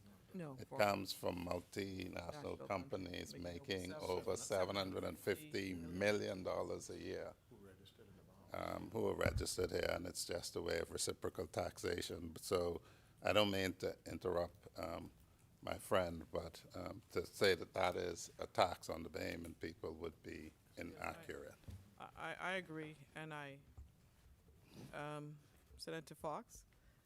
President? Yes, would you want to withdraw the remarks with respect to the domestic top-up tax, or you can just rephrase it? Because that's quite an accurate statement. In the effort of time, I will follow your ruling and take your guidance. You can just say you withdraw it. I will. We can just I will. withdraw. I can't go down the rabbit hole of how that tax, If, Would you just even want though me it to is a expunge it? domestic, would you want me to just, it's called domestic expunge it top. for me. Okay, no problem, no problem. Thank you. We'll just expunge the remarks with respect to domestic top-up tax. Thank you. Please proceed, Senator. Being not a tax on Bahamian people is actually a foreign tax that foreign registered companies pay who make over $750 million. Thank you. Madam Please- President, yeah. monitoring is not governing. You cannot ask a people already running uphill to carry more weight and offer them no structural relief in return, and call that a plan for their prosperity. And here is the deeper reason taxes bite so hard, a reason that will carry us into the rest of what I have to say. We tax our people's spending so heavily because we do not yet own enough of our own earnings. Hold that thought. We will return to it. These tax bills before us are not separate from the budget conversation. They are the same governing philosophy in another costume. And one theme runs straight through them all: more collection, more enforcement, more bureaucracy, and not enough relief for the ordinary Bahamian. And there is one more debt on our books that does not appear on any page of this document. Madam President, and I will speak of it by principle and name no man. We are carrying two kinds of debt. Now, the financial kind and the reputational kind. The financial kind shows up in the interest line. The reputational kind shows up the moment investors and visitors and partners and our own citizens begin to ask whether the people minding the public purse can be trusted with it. Reputation is not a side issue. Reputation is an economic asset. When the national brand is damaged, it does not merely embarrass politicians. It raises the cost of trust for every single Bahamian trying to do business in the world. The Bahamas cannot borrow its way into credibility. It has to earn it. And transparency is not an attack on government. Transparency is the price of public trust. But I did not come here only to name what is missing. I am not interested in pointing at the problems and offering no path forward.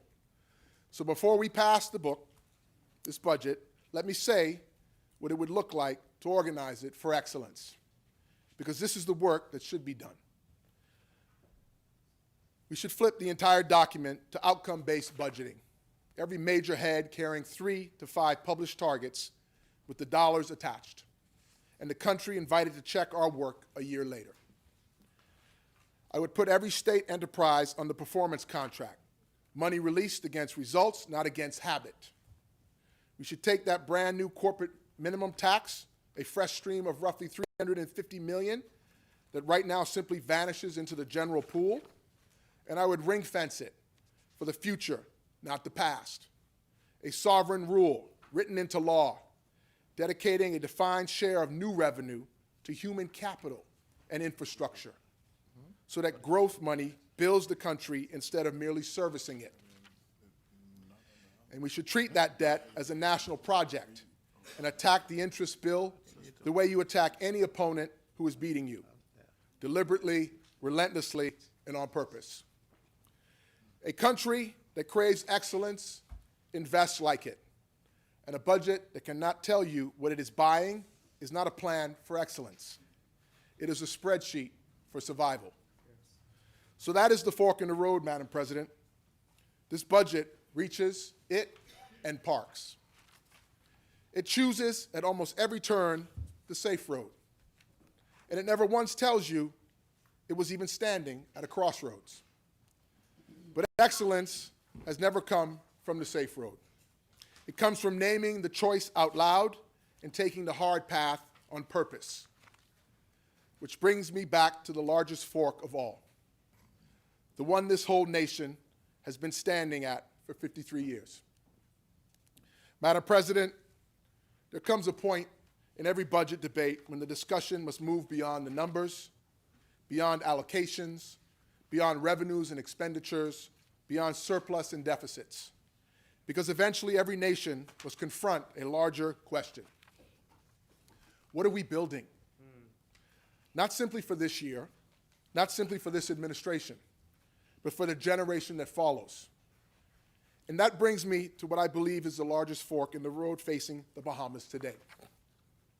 Madam President, there are two kinds of independence: political independence and economic independence. For too long, we have spoken of them as though they are the same thing. They are not. Political independence is the right to make your own decisions. Economic independence is the power to make those decisions count. Political independence is a flag. Economic independence is a balance sheet. Political independence is sovereignty. Economic independence is ownership.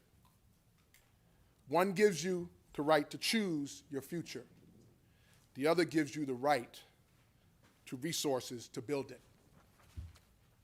In 1973, our mothers and fathers secured political independence. And let me say clearly and unequivocally, no generation in Bahamian history deserves more gratitude than the generation that carried this nation into independence. They inherited uncertainty. They embraced responsibility. They chose courage over comfort. And because they did, we inherited a nation. Yes, yes. They gave us this very parliament. They gave us this democracy. They gave us the right to govern ourselves. They gave us our flag. And they gave us a country. But I do not believe that they imagined their work was finished. I believe they understood something we must now understand too. Political independence was the beginning, not the destination. Madam President, in 1973, we were handed the keys to this house. 53 years later, too many Bahamians are still renting the rooms. Yes. That is not criticism, it is a reality. Yes. Look around our economy. Look at who owns much of our productive capacity.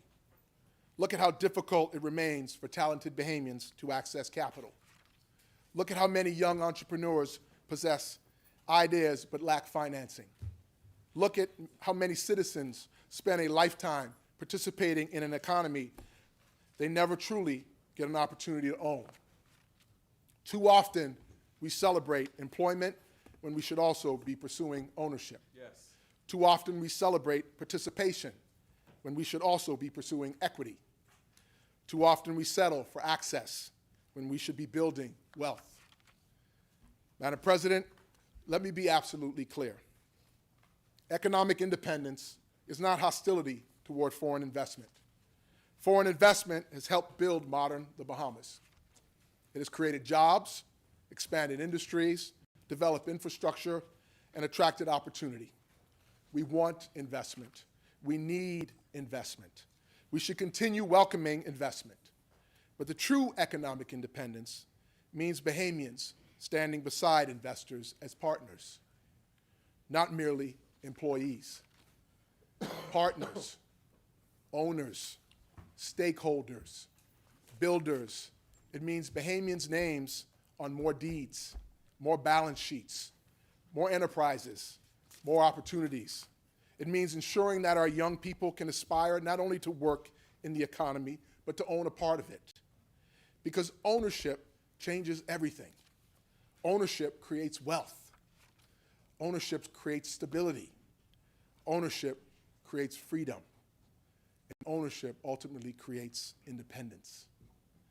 And if we are serious about building a stronger Bahamas, then ownership must become a national priority. Madam President, this issue becomes even more important when we consider the challenges facing ordinary Bahamian families. The cost of living continues to rise, food costs continue to rise, energy costs continue to rise, housing costs continue to rise. And while governments can provide relief, subsidies, and assistance programs, there is ultimately only one permanent solution to affordability: greater national prosperity, greater productivity, greater ownership, greater economic participation. Because a nation cannot tax itself into prosperity. It cannot regulate itself into prosperity. It cannot subsidize itself into prosperity. Eventually, prosperity must be created. And the greatest creators of prosperity will be our people. Yes, yes. Entrepreneurs, builders, innovators, risk takers, the same type of people I watched growing up.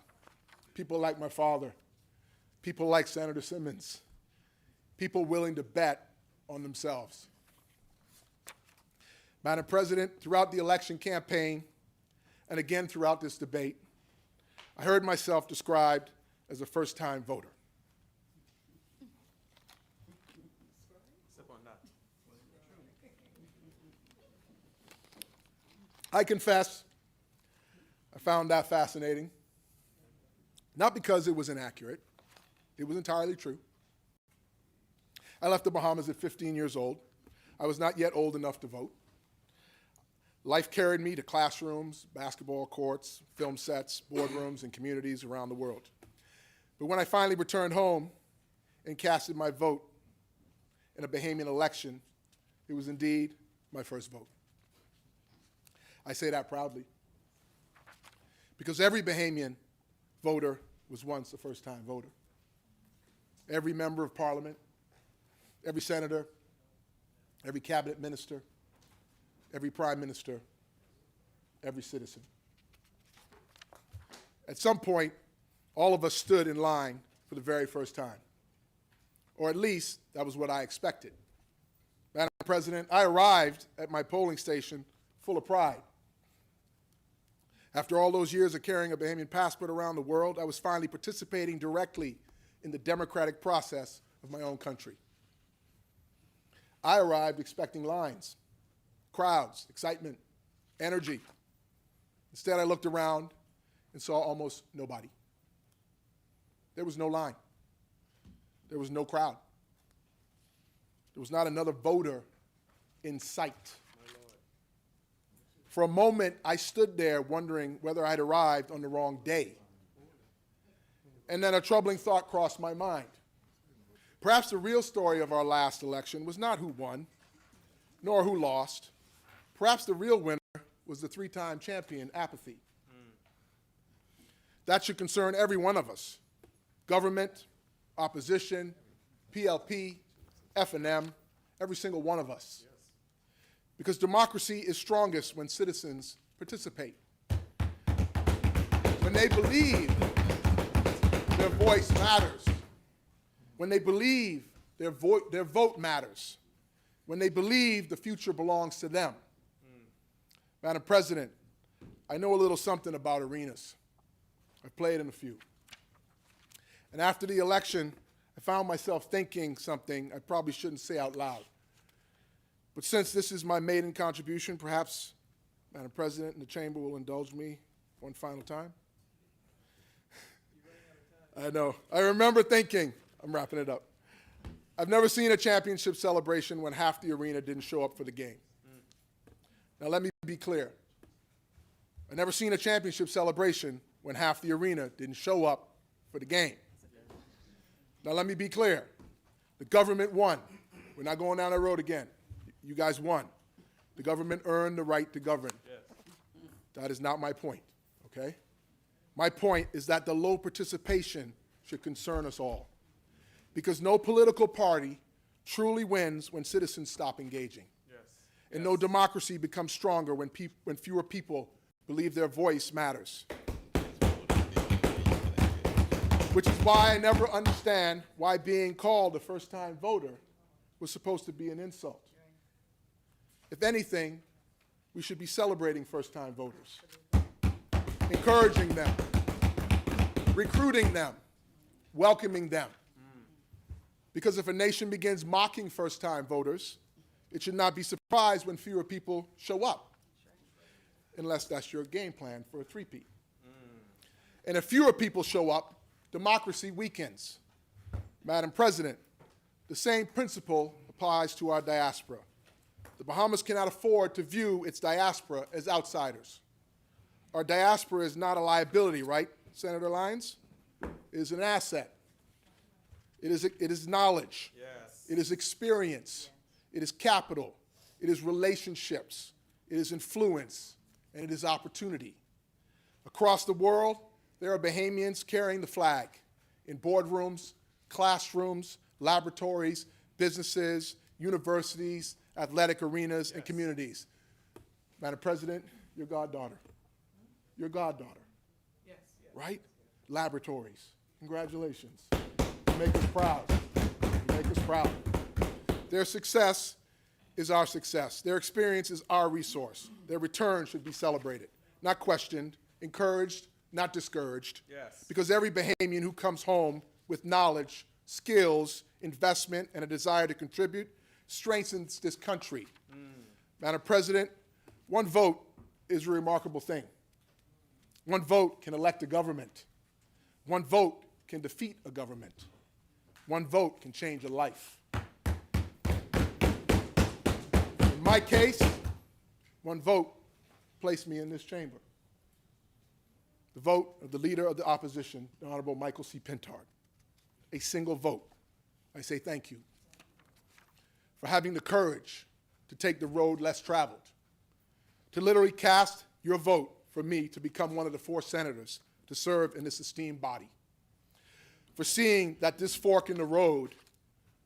The Bahamas needs both wisdom from the past and voices for the future.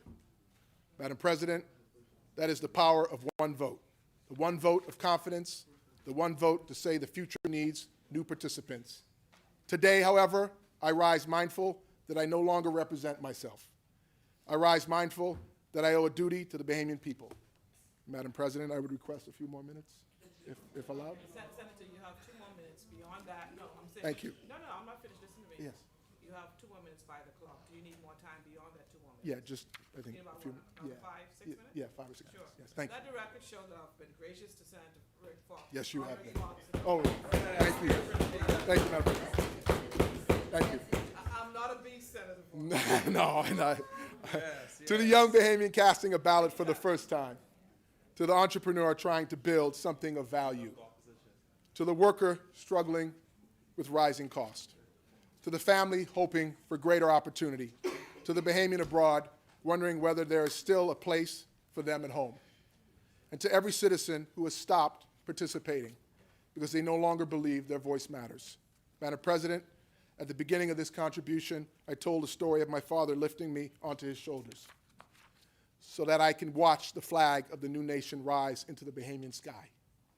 I told you I would come back to that story. Thank you for the extended time. The little boy on those shoulders is now the man standing on his feet in this Senate. The generation that lifted us up reached a fork in the road and chose courage. They chose a flag. They chose a nation. They chose us. Now another fork stands before our generation, not political independence, economic independence. Not merely the right to govern ourselves, the power to own ourselves. Not simply participation, ownership. Not merely survival, excellence. Not merely safety, ambition. For too long, we have measured our success by what others think of us, by ratings, by rankings, by external approval. Those things matter, but there is a greater measure. How much of our own future do we own? How much of our own economy do we control? How much opportunity can an ordinary Bahamian access? How much prosperity can an ordinary Bahamian create? Those are the questions that will define the next 53 years, Madam President. This budget is safe. This budget is safe. But the Bahamas no longer needs a brave leader to keep us safe. The Bahamas needs a brave nation. A nation willing to pursue ownership. Yes, A yes. nation willing to pursue excellence. A brave nation willing to pursue excellence. A nation willing to compete. A nation willing to innovate. A nation willing to build. And a nation willing to finish what 1973 began. Because in 1973, we won the flag. Now we must win the fortune beneath it. We have been safe long enough. It's time to be brave. It is time to play to win. It's time, that's all of us, not just one man. Not just the one man you guys follow. It's all of us. Amen. Yeah, we know him to be brave. We know him to be brave. I guarantee you Jesus is on this run. It is time to build a Bahamas where our children inherit not only a free nation, but a prosperous one. Madam President, thank you for your generosity.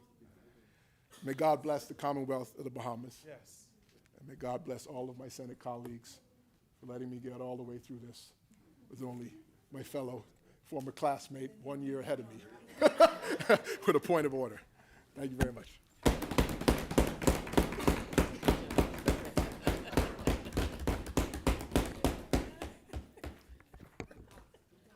Thank you, Senator the Honorable Ulrich Fox, for your contribution.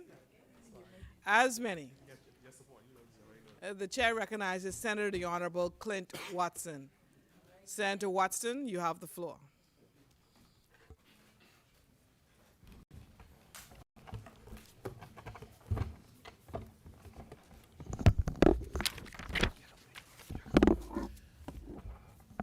Madam President, I will not need nearly as much time as my colleague because he needed to introduce himself to the Bahamian people, but they know me.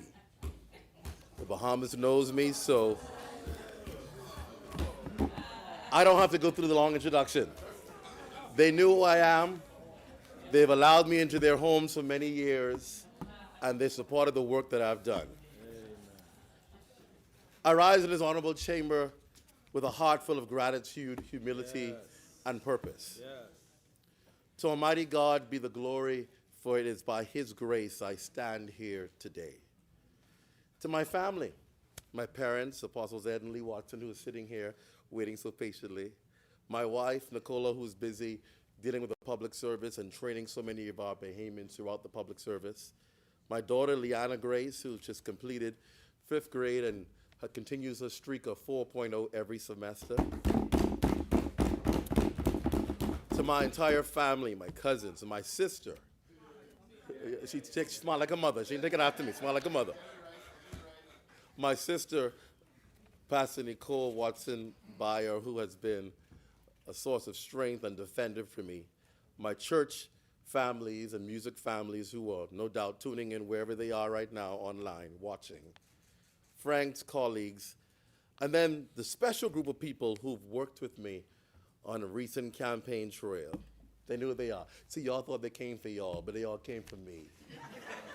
I see Team Clint all over this gallery. Thank you all for coming.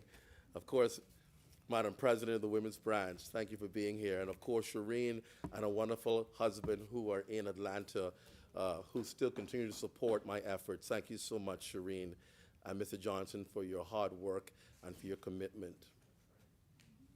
These are the people that make it happen. These are the people that make me do what it is I'm able to do every day. I say thank you to the countless of Bahamians who have encouraged me throughout my journey. There's no other way to say but thank you. Madam President, I congratulate you on your second consecutive term ascending to this high office. It's more than just a choice. It means that you have served this chamber well, and we congratulate you. Also to our esteemed Vice President, beautiful Vice President, I might add to that. Congratulations to you, fellow senators, all of you, fellow senators, a heartfelt congratulations to you all. I'm happy to serve in this place with one of my mentors, Jerome Fitzgerald. It's an honor to serve at the same table as my mentor. Thank you, sir. Finally, I want to say thank you to the Honorable Prime Minister, Philip Brave Davis. Yes. Philip Brave Davis. I express my deepest appreciation for the confidence he has placed in me by appointing me to this honorable Senate and also entrusting me with the responsibility of serving as Parliamentary Secretary in the office of the Prime Minister. Madam President, this appointment is more than a title. It is a call to service. And for me, it is also a second chance. Yes. A second chance to serve. Yes. A second chance to contribute. Yes. A second chance to help build the Bahamas where people can believe that their story is not finished. Yes. Because that is what second chances do. Yes. They remind us that a setback does not have to be the end of the story. For me, this is a return home to the office of the Prime Minister. I had the privilege of serving in the office of the Prime Minister during the last term as press secretary, and thereafter the Broadcasting Corporation of the Bahamas as general manager.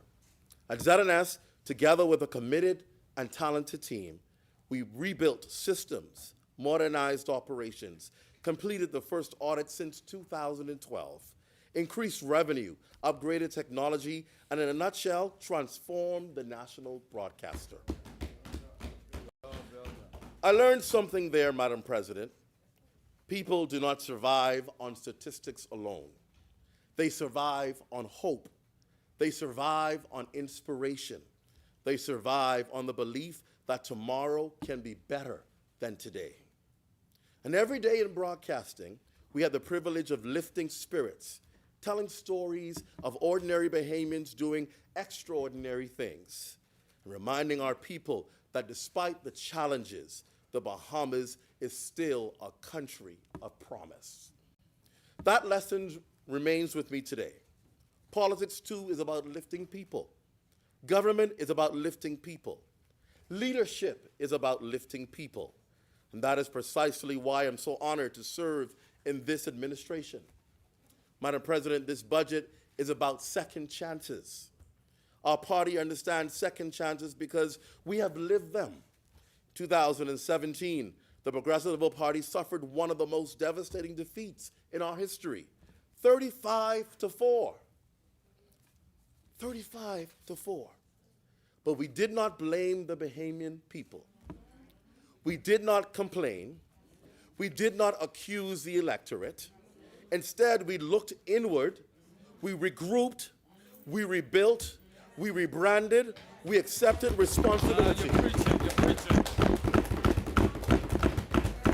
And importantly, we listened. Yes. And in 2021, under the leadership of Philip Brave Davis, the Bahamian people gave us another chance. Yes. 35-4 became 32-7. What a comeback. What a lesson. And what a testament to humility, hard work, and accountability.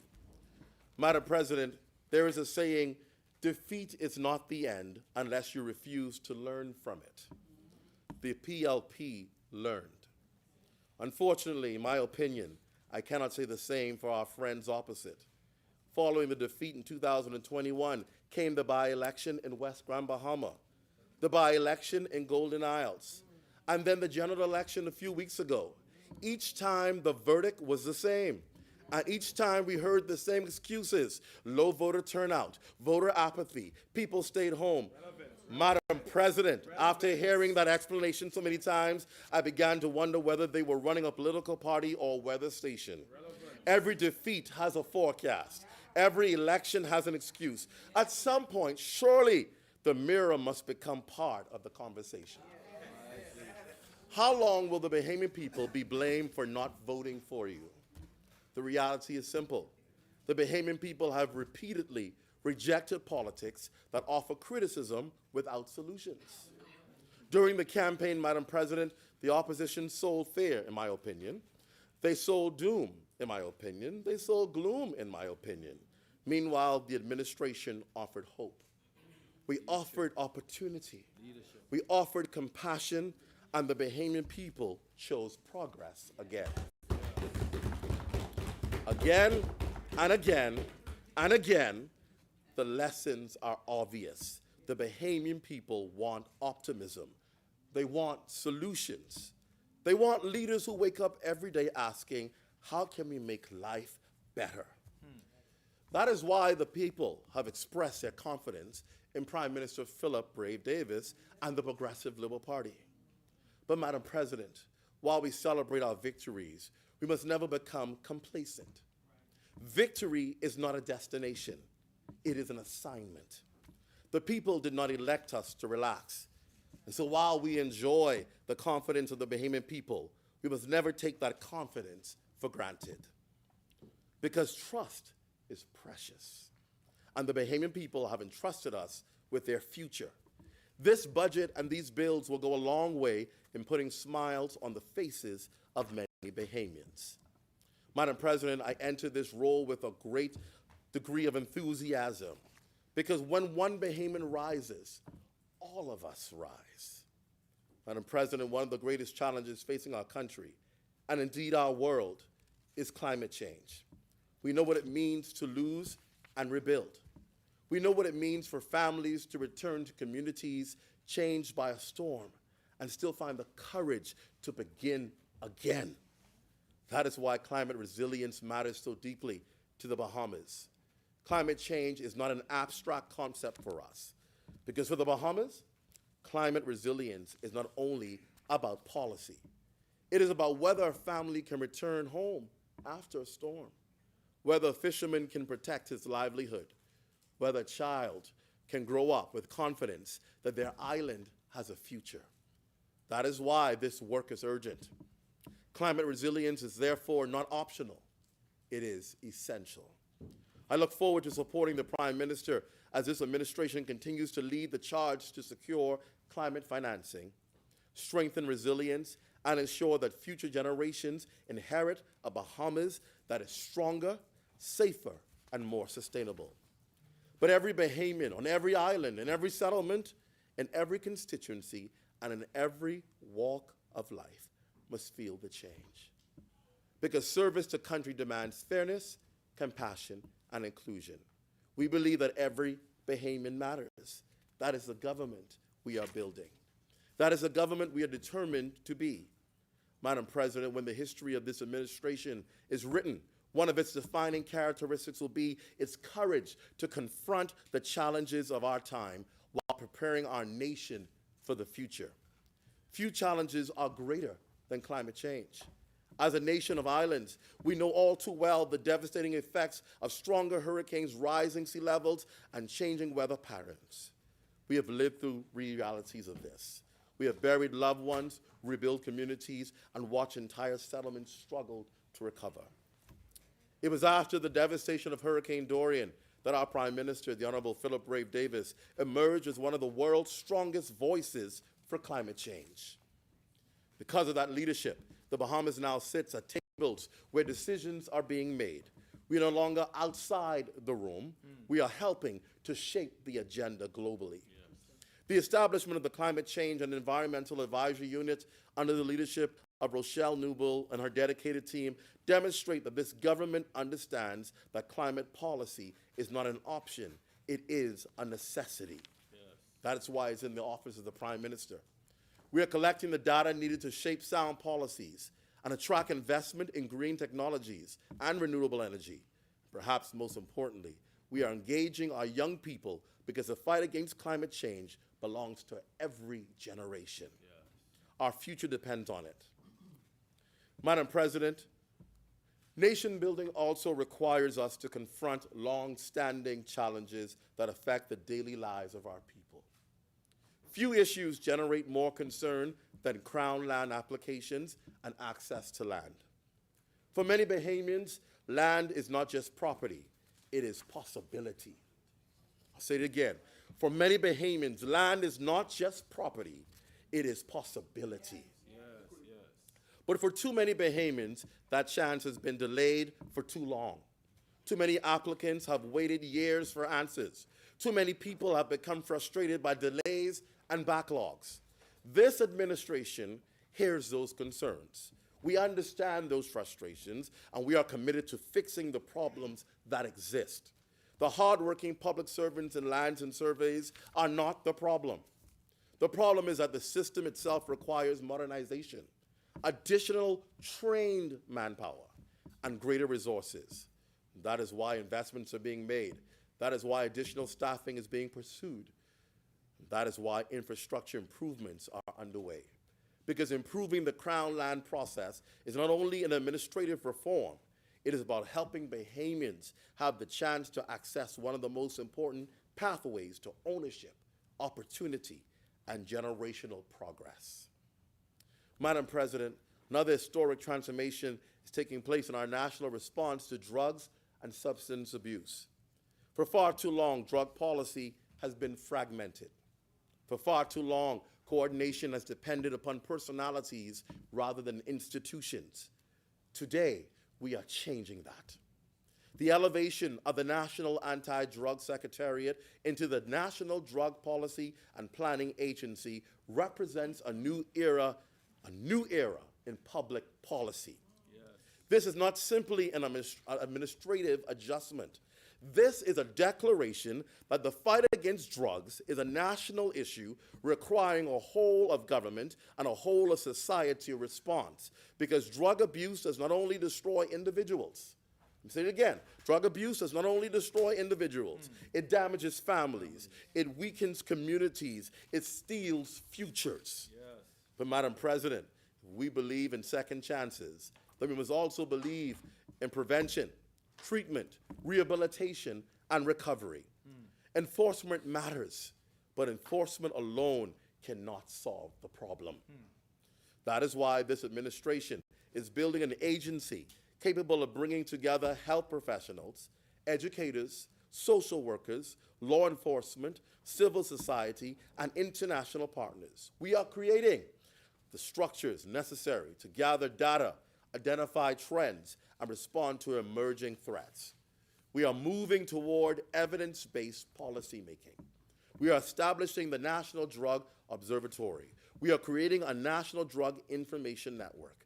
We are implementing an early warning system to identify dangerous substances before they devastate our communities. And for the first time in our nation's history, the Bahamas will have a measurable, costed, comprehensive national drug strategy. I wish to commend Dr. Raymond King and his dedicated team for their extraordinary efforts in laying the foundation for this important agency. Dr. King is leading the mandate and in charge of getting the heavy lifting done to launch this agency with the greatest efficiency and effectiveness. Their commitment demonstrates what can be achieved when public servants dedicate themselves to the service of our country. Madam President, these initiatives all point to one undeniable truth. This administration is planning not merely for tomorrow, but for the next generation. We are building institutions. We are strengthening systems. We are creating opportunities. We are investing in people because governments come and go, but strong institutions endure. And our responsibility is not simply to govern for today, but to leave behind a better Bahamas than the one we inherited. I often say that public office is not about power. It is about service. Service to the mother struggling to provide for her children. Service to the disabled who should be given equal opportunities in all areas. Service to the young graduate seeking employment. Service to the small business owner trying to grow. Service to the senior citizen who has given a lifetime to this country. Service to every Bahamian who believes that tomorrow can be better than today. And that is why I entered public life. That is why I remain committed to public service. That is why I am proud to be part of this administration. I want to serve people now and in the future. I want to help build communities where our children can dream bigger dreams. I want to help create a Bahamas where opportunity is not determined by your last name, your political affiliation, or your place of birth. I want to help build a nation where every Bahamian has the chance to succeed. This administration will not discriminate. We will not govern for one group while neglecting another. We will not divide our people. We will govern for all. Because when one island suffers, all the Bahamas suffers. When one family struggles, our nation is diminished. When one child is denied opportunity, our collective future is weakened. We believe in one Bahamas, one people, one future, and together we can achieve extraordinary things. Madam President, I am optimistic, and I see a Prime Minister whose vision is carrying the Bahamas onto the world stage and preparing our nation for the challenges and opportunities of the future. But I firmly believe that our best days are ahead of us. Because the Bahamian people are resilient. Madam President, here's a thought that I think about even as I begin to wind this down. Life often gives us second chances. Political parties get second chances. Governments get second chances. Individuals get second chances. The question is not whether you receive one. The question is what you do when you receive it. This past weekend, I participated in the Fox Foundation's annual Father's Day honors. This year's focus was on fathers who received a second chance and used their setbacks to make a comeback. Madam Speaker, men from all walks of life who turned their lives around and achieved success. What a remarkable testimony and story from each man that was present. I salute Dr. Adrian Fox, his daughter Adriana, and the entire foundation for honoring those who didn't give up but made a comeback and is now changing generations. That's the story of this government. And now the private sector, Madam Speaker, the private sector and the community is catching on and following suit. What's interesting is that the keynote speaker was my fellow senator and colleague to my right, who yesterday shared his story of incarceration, but that it wasn't the end of his story. He was being set up for a major comeback. I find this particularly interesting because last week in the other place, the lower place, his political opponent used the national platform to take a jab at him and what appeared to be, to me, appeared to be a mockery because of Senator Wong's past. He criticized that he was allowed by a political party to run. Imagine that. He saw this man's story as a negative setback, but never saw the power of the comeback. Those are the kinds of people that want to lead our country. People who don't believe in the power of second chances. People who do not subscribe to the redemptive power of prayer or forgiveness. Imagine if they were allowed to condemn everyone. Imagine if they were allowed. I'm not yielding. Imagine if they were allowed to They're not in condemn. charge of this. There's the president. We have to find out the nature of his interruption first. Just 1 second. All right. Go ahead. Chair recognizes Senator the Honorable Ellsworth Yes, Johnson. I could see he was having the Holy Ghost. That's it. But What is the nature of your interruption? casting aspersion on a member in the lower house, Your Worship, improper motives. Can you speak up? What did you I say? said casting aspersions or improper motives to another member in the lower house is not permitted. What do you mean when he said he cast When aspersions? well, he made a statement about the intention of what someone in the lower house said about our colleague. These are saying that these are the people who want to run this country. I don't quite understand. Ye- What is the aspersion that he cast? He says that there were improper motives by that member in the lower house. Because of a statement the member said. Yes. I said in my view. Okay. I said in my view. He did not say in his view. No, I said in my He view. did not say in his view. The record is there. The record is He did there. not. Okay. If he It's not allowed. That's the record. if he did not say it previously, he's saying it now. Saying his view. Senator- View Senator- doesn't change it. Senator He Clint? should withdraw He it. should Thank you. withdraw this now that he's correct. He should withdraw it. No, Yes, so one now today president. it's his opinion, Ma'am, but it's yesterday one somebody's president. opinion should be withdrawn. Madam President, It should be withdrawn. I said in my view, my Say- opinion. Let me speak. Let me hear from I you. never, Let me hear- I never identified Let me the individual. Sen- I never called the Senator- person's name. I said in my view. One second. Let me. Chair recognizes Senator the Honorable Wayne Monroe. Madam President, if I understand the objection, it is that Senator Watson indicated that a member in the lower house indicated that somebody with a conviction ought not to be able to run for politics. And the aspersion is that that person doesn't seem to believe in second chances. The statement itself is proof of it. If that is the objection, because that's the only aspersion I heard thrown in, it's not really an aspersion, it's a description of the position taken by the person, which is a fair position to take. If you are convicted, you can't be a lawyer. Subsequently, the bar gives no second chances, and that's clear. So if that individual takes that position, and that position is described, then that's it. If the objection is that Senator Watson then extends it to everyone in the Free National Movement, that would be unfair. That would be unfair.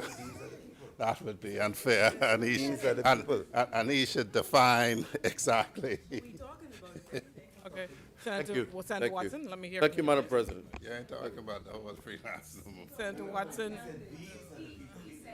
Senator Watson, let me hear your position on this matter, please. I'm speaking to Senator Watson now. Can you rise, please? Sure. What is your position, Senator Watson? My position is, he made the comment in the lower house, right? That he alluded to the fact that persons who are convicted should not be running for parties, and that the Progressive Party allowed somebody who served time to run for office. My point was, it's mindsets like that, in my view, that allow people to not have second chances. That is the point I'm making here today. But these people is the issue. Just So withdraw I it. tell you what. The chair can deal with this issue. clarify- Order. The chair can well deal with this issue. Senator Watson, in the interest of time, we have a long way to go. I'm going to expand towards these people. Yes. Please proceed. I support. Yes. Thank you, Madam President. Thank you. Here's what the point I want to get to, is that when we have leaders in our country like Adrian Fox and others who are recognizing people who have made changes from second chances and have come back, we are building a stronger society. We are providing opportunity in our society that when people have messed up and have determined that they want to change and become productive people of our society, there is a place for them in the Commonwealth of the Bahamas. Yes. There are people who would uplift and encourage the change that they've made so they can now contribute to building a nation. And for that, we salute not only Dr. Fox, but other leaders, national leaders, who are working and spending time, men like my fellow senator, who are working with other young people, other young men, to change their lives. We salute them today. That is what national leadership and second chance is all about. Yes, yes. Madam Speaker, the Progressive Liberal Party used its second chance to rebuild itself and regain the trust of the Bahamian people. This administration is using its second chance to transform lives and build a better Bahamas. That's what you've been hearing us talk about in all of our ministries. How are we going to build the lives of Bahamians with this budget? I said at the beginning that the appointment is a second chance to serve. I close by saying I do not intend to waste it. Not one day of it, not one opportunity, not one chance to make a difference in the lives of the Bahamian people. You know, there's a Japanese saying that proves so true. If you missed the bus, maybe you avoided the accident. If they rejected you, maybe they saved you from the wrong path. Not every loss is a punishment. Sometimes life is protecting you from things you cannot yet see. Madam President, perhaps every setback in my life, every challenge, every unexpected turn was preparing me for this moment. Yes. And so today, with gratitude in my heart, with faith in God, and with confidence in the future of this nation, I pledge my unwavering commitment to the people of the Bahamas. I will work. I will serve. I will listen. Yes. I will fight for progress. Yes. Yes. I will do my part to ensure that every Bahamian has reason to believe that tomorrow can indeed be better than today. Yes. I wholeheartedly support this budget for 2026, 2027. Yes. Madam President, may God continue to bless this honorable chamber. Yes. May God bless the Prime Minister and his government. Yes. And may God continue to bless the Commonwealth of the Bahamas. Yes. Well done, Senator. Well done.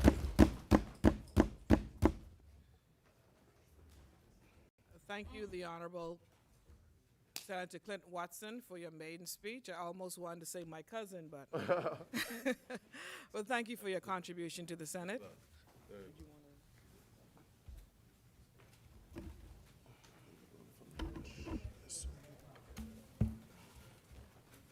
The chair the chair recognizes Senator Honorable Latrey Raming.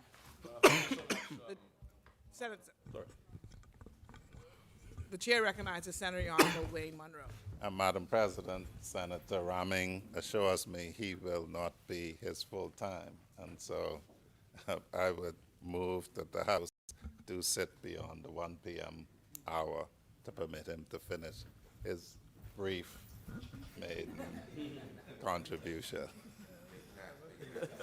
Is there a seconder? That's been moved and seconded. That the Senate sits beyond the 1 p.m. hour. As many as in favor say aye. Aye. Those opposed say nay. The ayes have it. The motion is carried. The Senate will sit beyond the 1 p.m. hour. Thank you, Madam President. I want to begin on the outset to congratulate you, Madam President, and Madam Vice President, on your being elected to serve in those capacities. Madam President, I rise in this chamber today as a senator. I rise carrying the honor of this office, but also the memory of the road that brought me here. But I also rise as a young Bahamian who knows what it means to need a chance. My father, Leslie Ducky Raming, never lived to see this day. He never lived to see his son walk in this chamber. He never lived to see his son take in this seat. But Madam President, there are some absence that success can never fill. I believe my grandparents, Viola and Doc Raming, are smiling down on me. Yes. I believe this would be a proud day in the brick house. I believe they would have said, look at what God has done. I am a proud son of the community, what is affectionately called the Valley. The Valley raised me. The Valley shaped me. The Valley taught me how to survive, how to respect people, how to keep on moving when life gives you every reason to stop, I am the nephew of Leon Lee Ramming, who served this parliament for more than 30 years. As a teenager, he allowed me to camp out in parliament. I would sit there and watch the debates, the arguments, the traditions, the way words could shape the direction of a country. Long before I had this title, I loved this place. I am also the grandson of Sidney Moan McPhee. But more importantly, I am the product of two extraordinary women, my mother, Lettice McPhee, and my grandmother, Eleanor Forbes.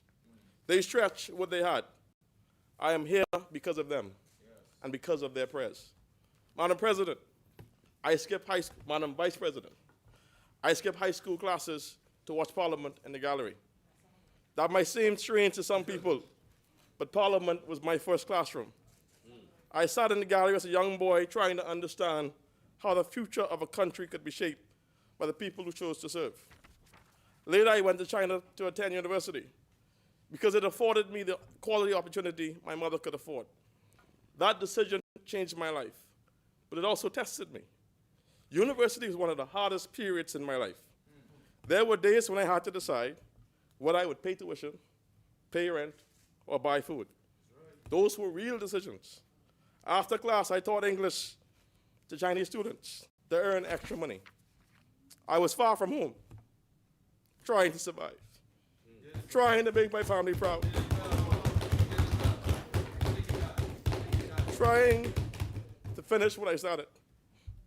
There were moments I questioned whether I would make it. Singing quietly the song. It would always be like this. But sooner or later, it will turn in my favor.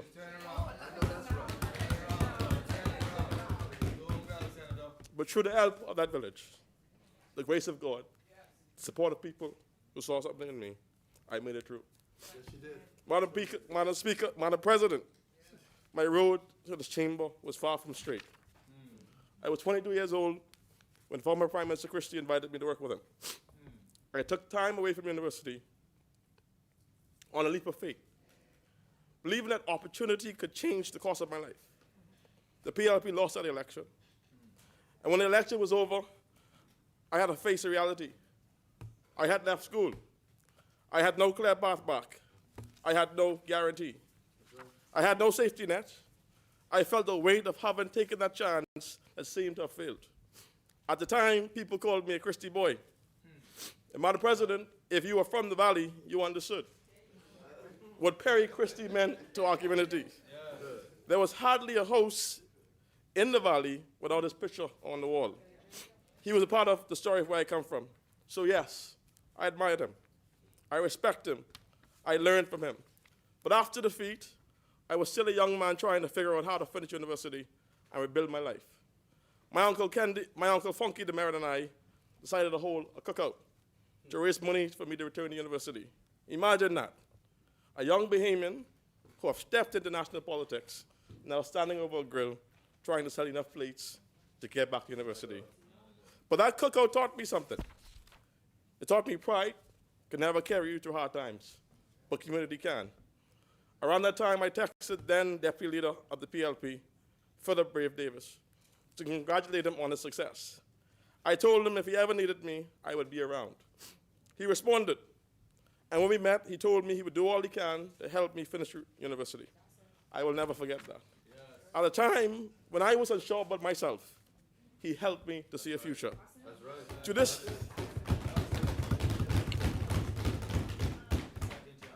To this day, some people still only see me as a Christie boy. In fact, Madam President, during the leadership race, I remember feeling so pressured to prove where I stood.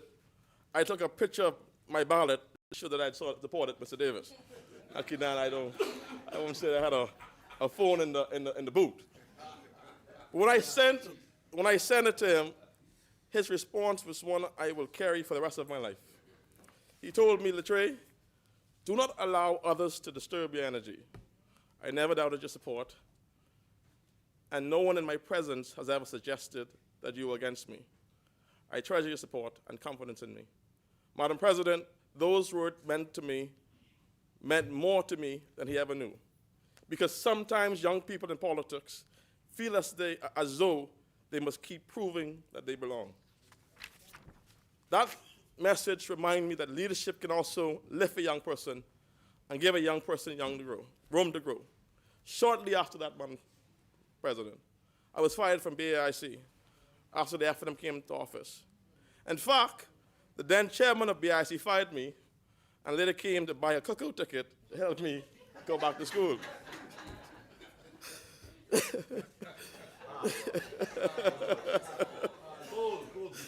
Oh, man. That moment stayed with me.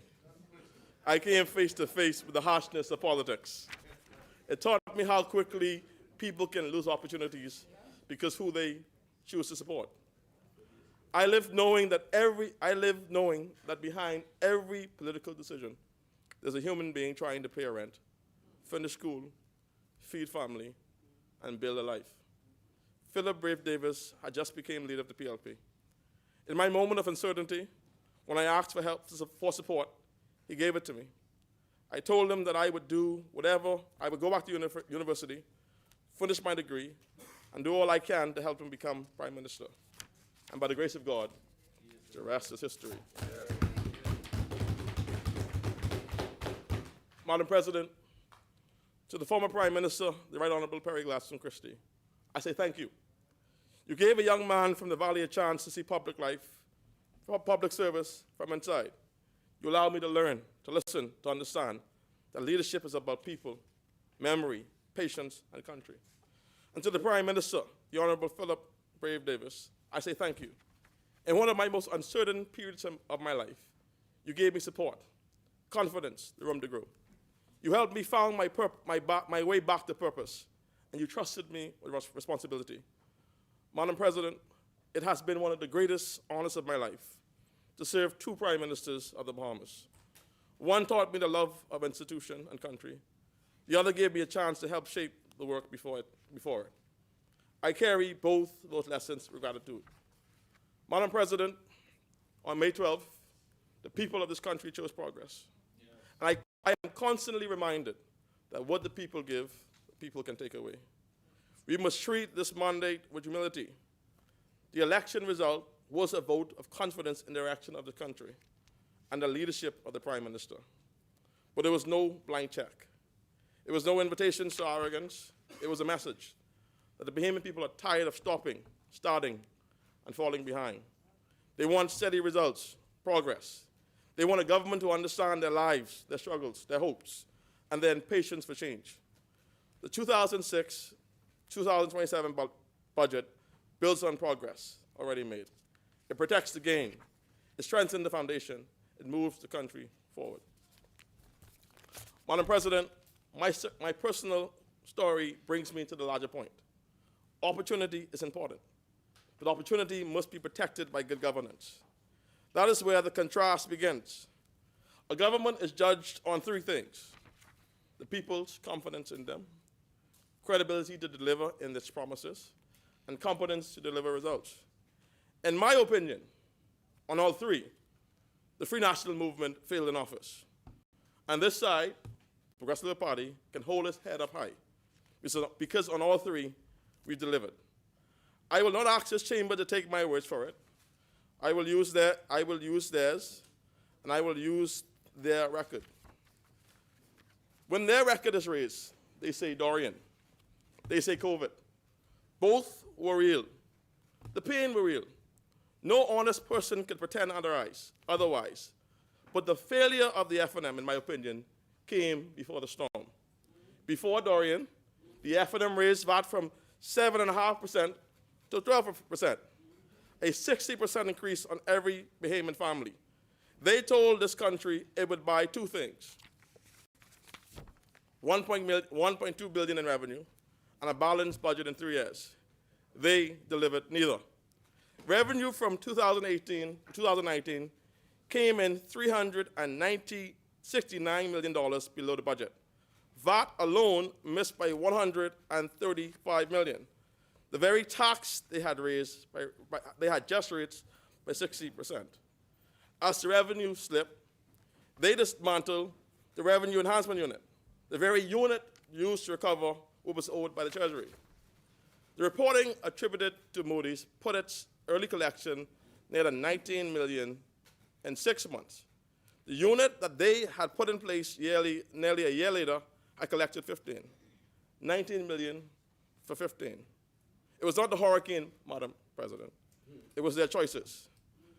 I didn't come in this chamber to ask the chamber to take only the government's word. I asked to take the word of a leader who once carried the banner and now carry theirs. In 2019, before Dorian, the then leader of the Democratic National Alliance examined the record of the Free National Movement. In a statement published by her own party, responding to the IMF Article 5, she wrote, and I quote, that the 60% increase in their aggressive value-added tax rate had imposed significant hardship on the Bahamian people. She wrote that the FNM had relegated, and I quote, to endanger the middle class and the less privileged on the proverbial back burner with no relief in sight. Those are not my words, Madam President. Those are hers, of her party's record, before a single storm gave anyone an excuse. So on the diagnosis, we agree.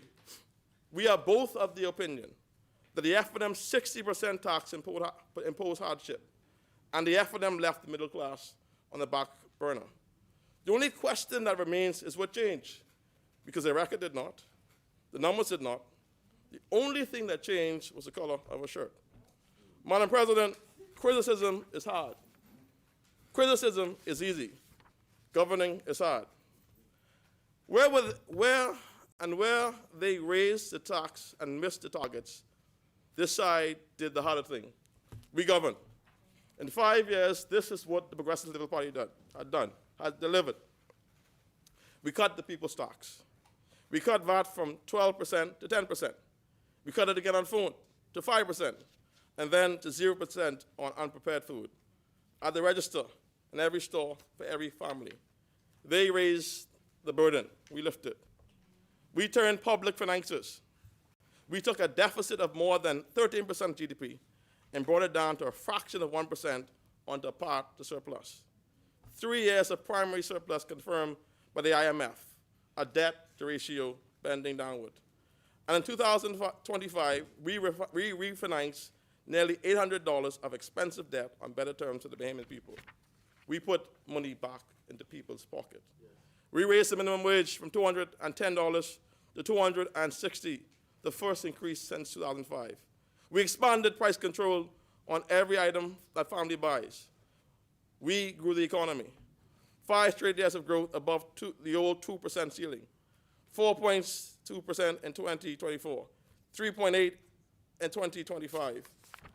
Unemployment down to the lowest since 2008.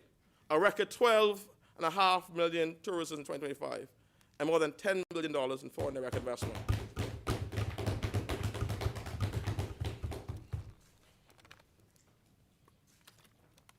Madam President, we won back the world's confidence. The S&P upgraded the Bahamas. Fitch rated us. Moody upgraded us. The IMF lowered its assessment of our sovereign rate from high to moderate. Madam President, that is our record. Yep. Line by line, number by number, we delivered. And more importantly, every step of the way, they said we could not. When we cut VAT, Peter Turnquest won a loss, and I quote, as high of $200 million. In the first 6 months, receipts rose by 30% to $591 million. By 2024 to 2025, VAT had reached nearly $1.4 billion. He predicted a hole. We produced a rise. When the deficit fell, the leader of the opposition swore it was headed past $300 million. It closed at 194. He forecasted next year near $200 million. It closed at 79. Twice the alarm, twice the country proving him wrong. The agencies they said would never move. Moody's once called our forecast, and I quote, very overly optimistic. That same agency upgraded this country 12 days before the Bahamian people went to the polls. They forecast collapse. We delivered progress. They were wrong before the storm. They were wrong about us in the clear light of record. They raised VAT, we cut it. They missed their revenues, we grew ours. They promised balance and failed. We narrowed the deficit and reached for surplus. They broke the collection unit. We reintroduced it, rebuilt it, and properly delivered revenue. They predicted collapse. We delivered upgrades. They made Bahamians pay more for less. We gave Bahamians more for less. That is the contrast. That is the record. That is the difference between this side, that side, and this side. This administration inherited debt, doubt, an economy in shock. And we didn't answer with excuses. We made decisions. We made promises. We kept them. We said we did, we would, we did. So when they raise attack this budget, let them first answer their own. The 60% tax, the missed millions, the broken unit, and let them explain how a party that failed in clear weather expects to govern the trust now. Because at the end of the day, this budget is about the debate and who the people believe can manage this economy. Correct. Madam President, once the record is clear, we must speak about the politics used to challenge it. Now, I also commend Senator Rick Fox in trying to reset the atmosphere. But we must examine the spirit that which seeks power. Over the past few months, many people have spoken about the future of Bahamian politics. Some now call for sober-minded leadership. Some now call for the appeal to high ground. I welcome that language. But our politics must also have memory. I was tempted to leave the campaign trail behind us. I understand the principle often associated with former Prime Minister Hubert Ingram, that elections settle scores. In one sense, they do. The people vote, the results is declared, the country move on. Election settles who governs. They do not erase the conduct used in the pursuit of power. I find it telling, this is my opinion, everything I'm about to say is my opinion. I find it telling that the opposition has now largely abandoned what, in my view, was one of the most prolific campaign themes, Save Our Sovereignty. For months, they built their campaign around suspicion, national documents, and institutional doubt. They came into this debate after the people had spoken and the great alarm had suddenly become quieter. That raises a serious question. Was it a matter of country or a matter of campaign? Because when the language flirts with the proposition of state collusion, when the speech places doubt on our national institutions, and when the fear is used. Madam President. Recognizes Senator the Honorable. Yes. Diko Can Mafe. the good senator give the relevance of his comments to the budget debate, please? What are you referring to, ma'am? The matter of sovereignty and how it goes to the heart of the budget. What is the purpose of rehashing or bringing up the matter of the campaign theme of sovereignty as it relates to this budget? What is the matter of relevance? Thank you, Senator Komalafe. Senator Raming, can you please address the concern and then proceed with your contribution? Thank you. I see no concern, Madam President. She spent the entire yesterday talking about percentages. I think that sovereignty is a very important part of our national document. Without sovereignty, there can be no national documents or budget. Can I proceed, my friend? Because when the language flirts with the proposition of state collusion, when speech places doubt over national institutions, and when fear is used as a road to office, the country deserves more than silence. Are you saying the same thing, man? Senator Raming. Madam President, Yes, if Senator he Komalafe. cannot identify the relevance, then he needs not continue. No, he spoke to, I will not give way to the member, madam. Not your decision, Madam President, One president. Just it's only one president, exactly. Senator Yes. Komalafe, you Wait, speak it's to the not president. I think you've made your Yes. point. Okay. So if he is yet to establish his relevance, the relevance to the debate at hand, then he must divert away from from the topic. Thank you, It's Senator. simple. Senator, Chair recognizes Senator the Honorable Keenan Madam Johnson. President, I caution us not to abuse these points of order. If she is asking about relevance, she needs to state what her objection is and state the issue. The issue that is being raised, and she also needs to appreciate, Madam President, you are the president, and you make the decision. The honorable colleague indicated what the relevance was related to the budget, which is a question that you asked. He responded, and then she got back up and said the exact same thing. And so I'm cautioning us not to waste time in this honorable place and to allow my colleague to continue with his budget based on the fact that he did speak to the relevance related to the budget. Yes. Ma- Thank you, Senator. Yes, so there is one president, and it's not President Johnson. Madam President, he did not state the relevance. He gave a comment speaking to what he deemed to be my actions and my behavior yesterday. He did not speak to the relevance. But I will continue to speak to the president, madam. If he cannot establish the relevance to the debate at hand, then he must move away. Thank you. Thank you, Senator. Senator, the Chair recognizes Senator the Honorable Wayne Monroe. Madam President, throughout every contribution I've heard from members opposite, it's about a choice, they say, about whether there's going to be execution on this budget.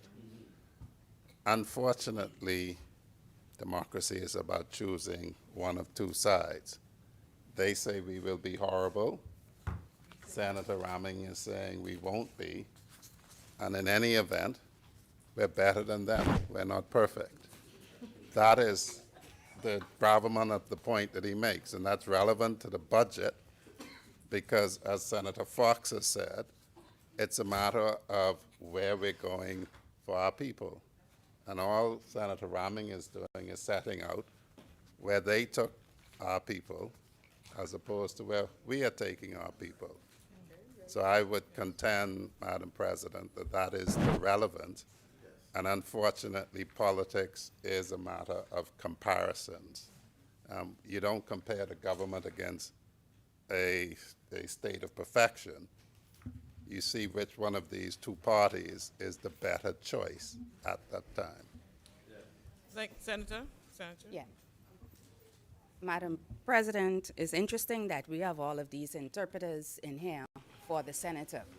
The senator can speak for himself. He did. And we will not allow senators the same way I am indulging you. We will not allow the good minister to conflate what he is discussing. No. Okay, well, let me state it clearly. Can the member can the member articulate the relevance of the campaign theme as it relates to sovereignty to the budget at hand? Okay, That is the question. Thank you, Senator Kamalafe. Can he be clear on that? I must advise that I allow senators leeway to have their, to interject their various points the same way that I'm allowing you leeway to interject your point. So I hope that you appreciate that. Okay, Senator Ramming? Well, Madam President, I thought I explained my relevance and you told me to proceed. Just reiterate it once more for the good senator to hear. I said that my utterances speaks to the credibility of our institutions and that what they mean to our national documents and refer to the national budget. If you question these institutions, then I have to speak and clarify and speak to the actions of people who hope up life. Thank you. That's fine. Thank you for your explanation, Senator Ramming, which has been received by the chair. I now wish for you to please proceed with your contribution. Thanks so much. Because when language flirts with the proposition of state collusion, when speech places doubt over our national institutions, and when fair is used as a road to office, the country deserves more than silence after defeat. The deep error was this, in my opinion. The FNM confused real public concern for the proof of its own political case. Immigration is a serious concern for Bahamians. so too is national documents. The integrity of institutions are critical, but the existence of a serious issue does not make the FNM a serious custodian of that issue.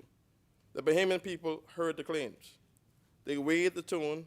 They saw the evidence of a government acting, investigating, protecting the country, and choosing progress.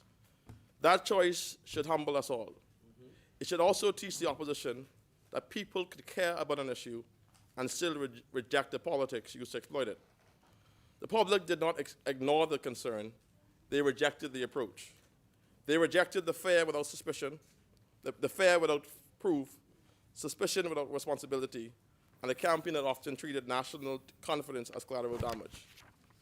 This is why this moment called for reflection, because winning at all costs can cost the country more than any party should be willing to pay. Yes. Madam President, yet there are moments where silence gives permission. I was done with that piece. I conclude that thought, but Yes. Senator, this is an important issue for you. I refer to the chair recognizes I refer Councilman Johnson. What's the nature of your to interruption? the learned senator's Y'all imputation like held accountable.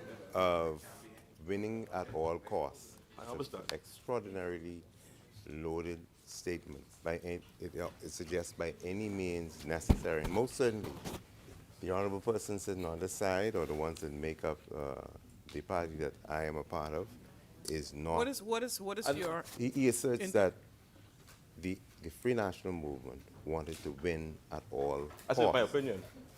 That's a very dangerous statement. It includes that there's nothing out of limits, including nefarious or illegal means. And so I would invite to the learned senator to readjust or to remove that from his thing. I accept that, Thank, Madam. I accept that, Madam President. thank you, Honorable So Senator. you withdraw? I withdraw the statement. Thank you. Thank you, Senator. I was just getting to my colleague Rick Fox. Yet there are moments when silence gives permission to behavior that should be rebuked. Now, during the campaign, Senator Rick Fox referred to the PLP as being a party filled with demons. That language should trouble everyone in this chamber. Because when politics teaches people to see opponents as demons, it stops being a contest of ideas and becomes a politics of destructions. Yes. Once that door's open, decency is treated as weakness, truth becomes optional, and victory becomes the only standard. That is the danger we must reject. I hear some in the FNM now confused, focusing on percentages of vote and mathematics of the result. But let's be honest, had the election gone in their favor, there would be no debate about percentages. The result would have been called the will of the people, and rightfully so. So I hope my colleagues opposite will take this time to reflect. The public did more than withhold confidence from their leadership. The public also rejected the politics they used to pursue power. Every party loses. Every party knows defeat. But defeat should teach you something. It should call us back to humility, to respect, to discipline of seeing Bahamians as their fellow citizens. I believe, in my opinion, Senator Fox owes my colleagues an apology. He owes the PLP an apology. He owes this country an apology. In my conclusion, Madam President, the past tells us who delivers. The campaign tells us what the people rejected. But this budget asks us to look forward to the opportunity now in front of us. As we leave the FNM to wrestle with its own politics, we must return to the work that the Bahamian people have placed before us. Yes. Yes. We did not run on perfection, we ran on progress. Progress at its best is the quiet belief that our tomorrow can be better than our yesterday. In the last term, we began building on the opportunity mandate. We restored confidence. We steadied the economy. We brought belief where we could. We made decisions that others said could not be made. We proved that government, when focused and disciplined, can move a country forward. Madam President, there's a phrase I have been thinking about. It's called a crisis of opportunity. At first hearing it, it can mean two very different things. It can mean a crisis caused by the absence of opportunity, when people have the ability but no access, ambition but no pathway, education but no opening, talent but no room. But also can mean a moment of crisis that presents a great opportunity, a turning point when a country must decide whether it will simply survive the pressure before it or use the pressure to become better than it was before. Madam President, the Bahamas is living between these two meanings. Opportunity, in the deepest promise of democracy, is to believe that every citizen, regardless of who they are, should have a fair chance to build a life of dignity. That is the work before us. The first meaning of crisis, and the second is the meaning, the moment, and this opportunity. The world is changing. Technology is changing. Energy is changing. Work is changing. Capital is moving. Young people are thinking differently. Citizens are demanding more. Governments everywhere are being tested. The question before us is whether the Bahamas will meet this moment with the old habits or the new coverage. I believe this David administration is up for the task. I believe that the Prime Minister, the Honorable Fuller Brave Davis, is the leader to guide us through this moment. We must take on the structural challenges that have held this country back for too long. The future of the Port Authority, competition legislation, energy reform, the cost of doing business, the cost of living, the need for a public service built for speed and delivery. These are the large fights. They will test us. They will demand courage. But a government elected for progress cannot be satisfied with managing all problems. We must have the discipline to change the status quo. Yes. Madam President, this is where young people must enter the center of the national project. We say too often that young people are the future. We usually mean it as a compliment. We say it to encourage them. We say it because we believe in their promise.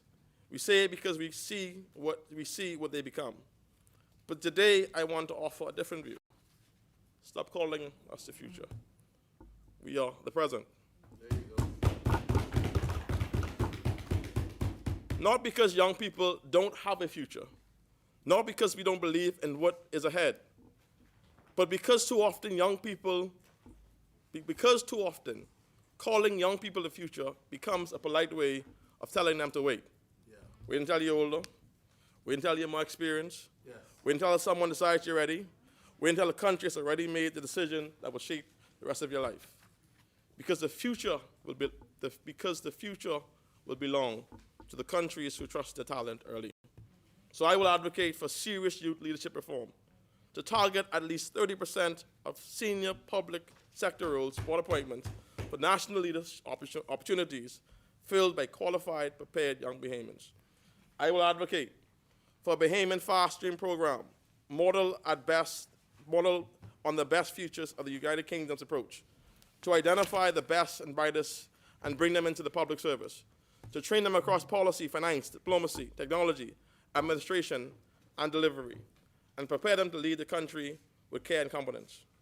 Madam President, it is admirable that young senators such as Keenan, DeSante, Trevor Johnson, Dr. Trevor Johnson, can sit in the Senate chamber today.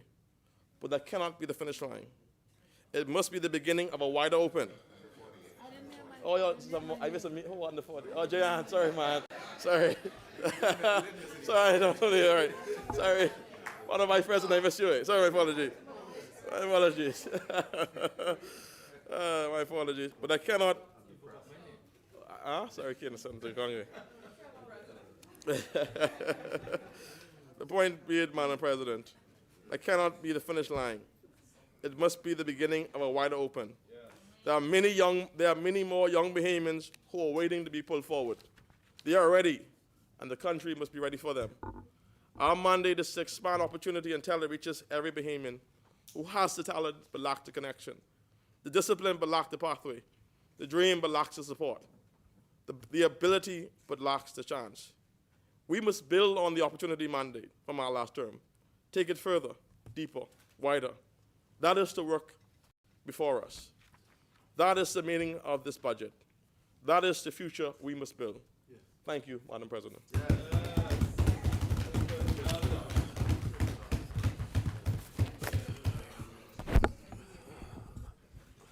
Thank you, Senator Latre Ramming, for your contribution. As many?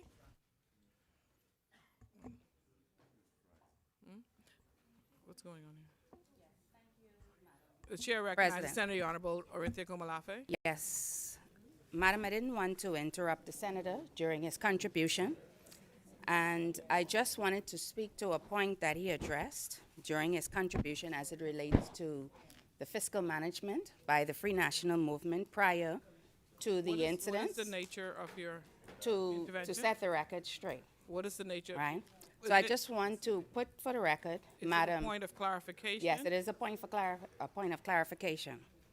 In the fiscal year 2017-2018, the deficit was 415 million, or 3.3% of gross domestic product. In 2018-2019, it further declined to 222 million, or 1.7% of GDP.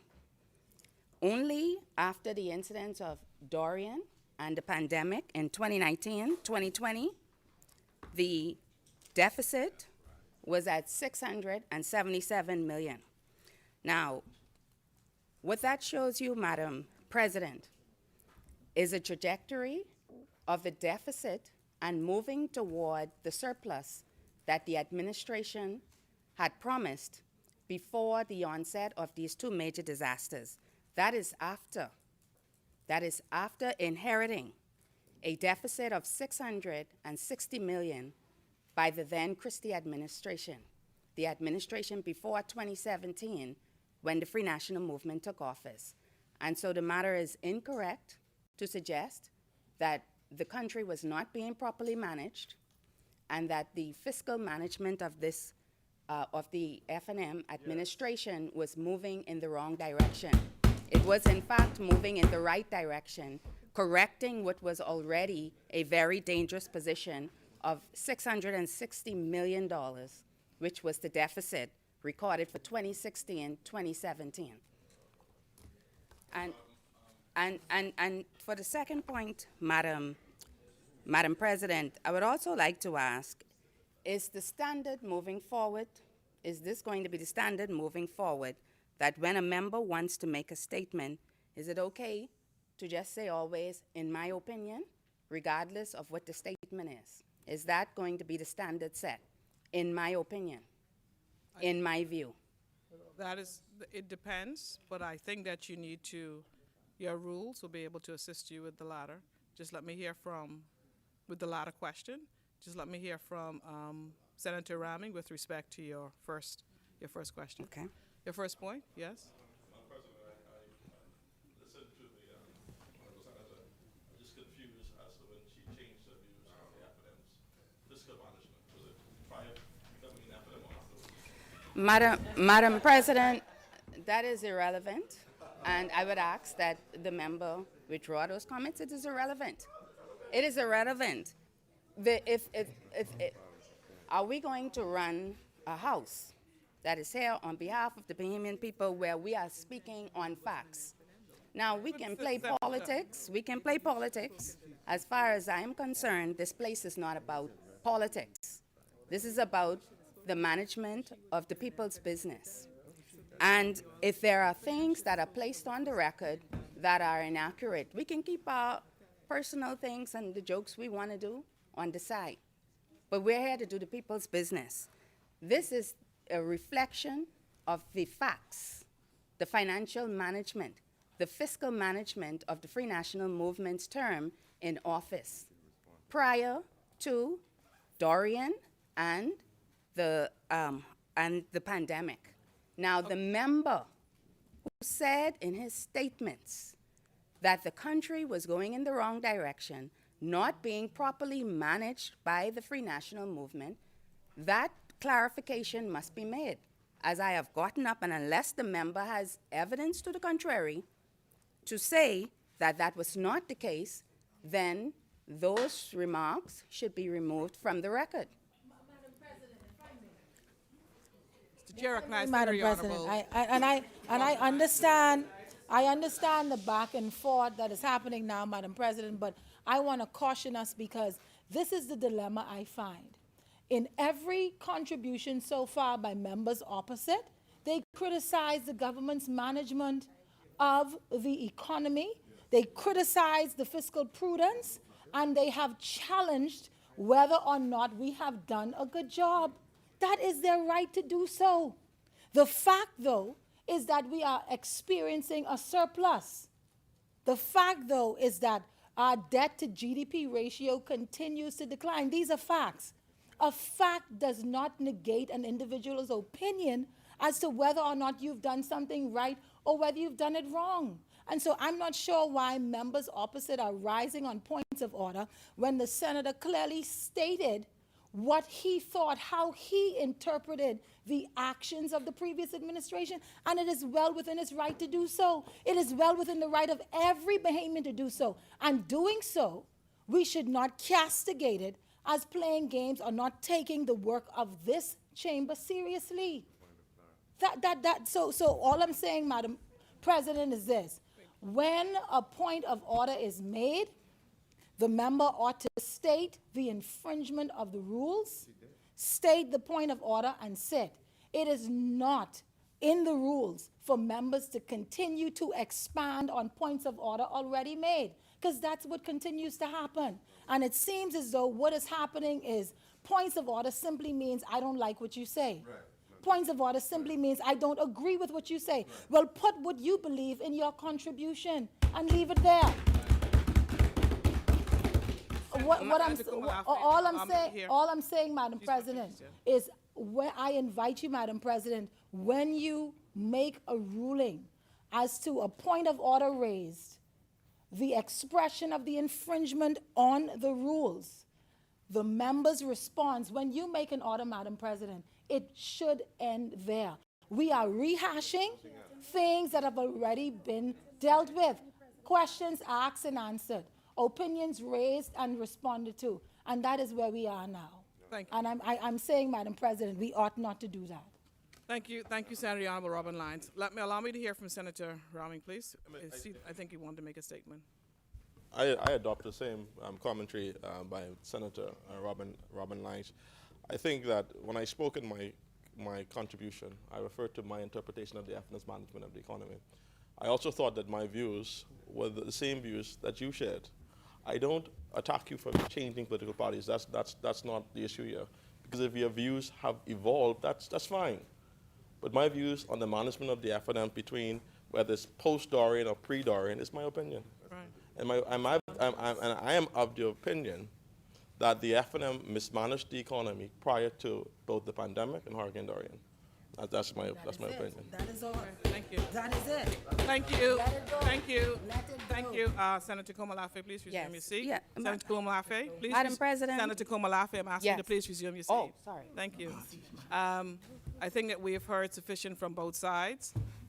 Senator Roming clearly stated that the references he made to the Free National Movement was in his opinion. And I must also declare and state that we do not have a right to tell someone what their opinion or what their interpretation should be.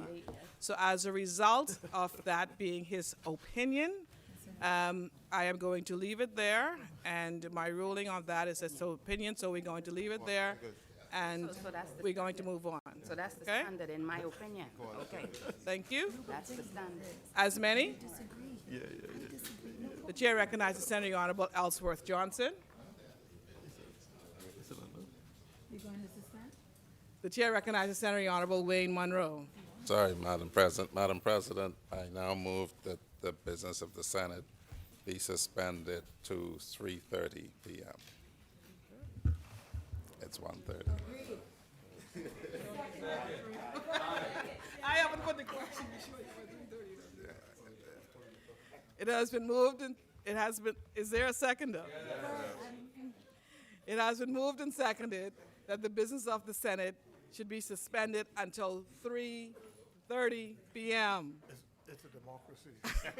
As many are in favor, say aye. Aye. We couldn't get any support. Those opposed say nay. The motion is carried. The business of the Senate stands suspended until 3:30 p.m.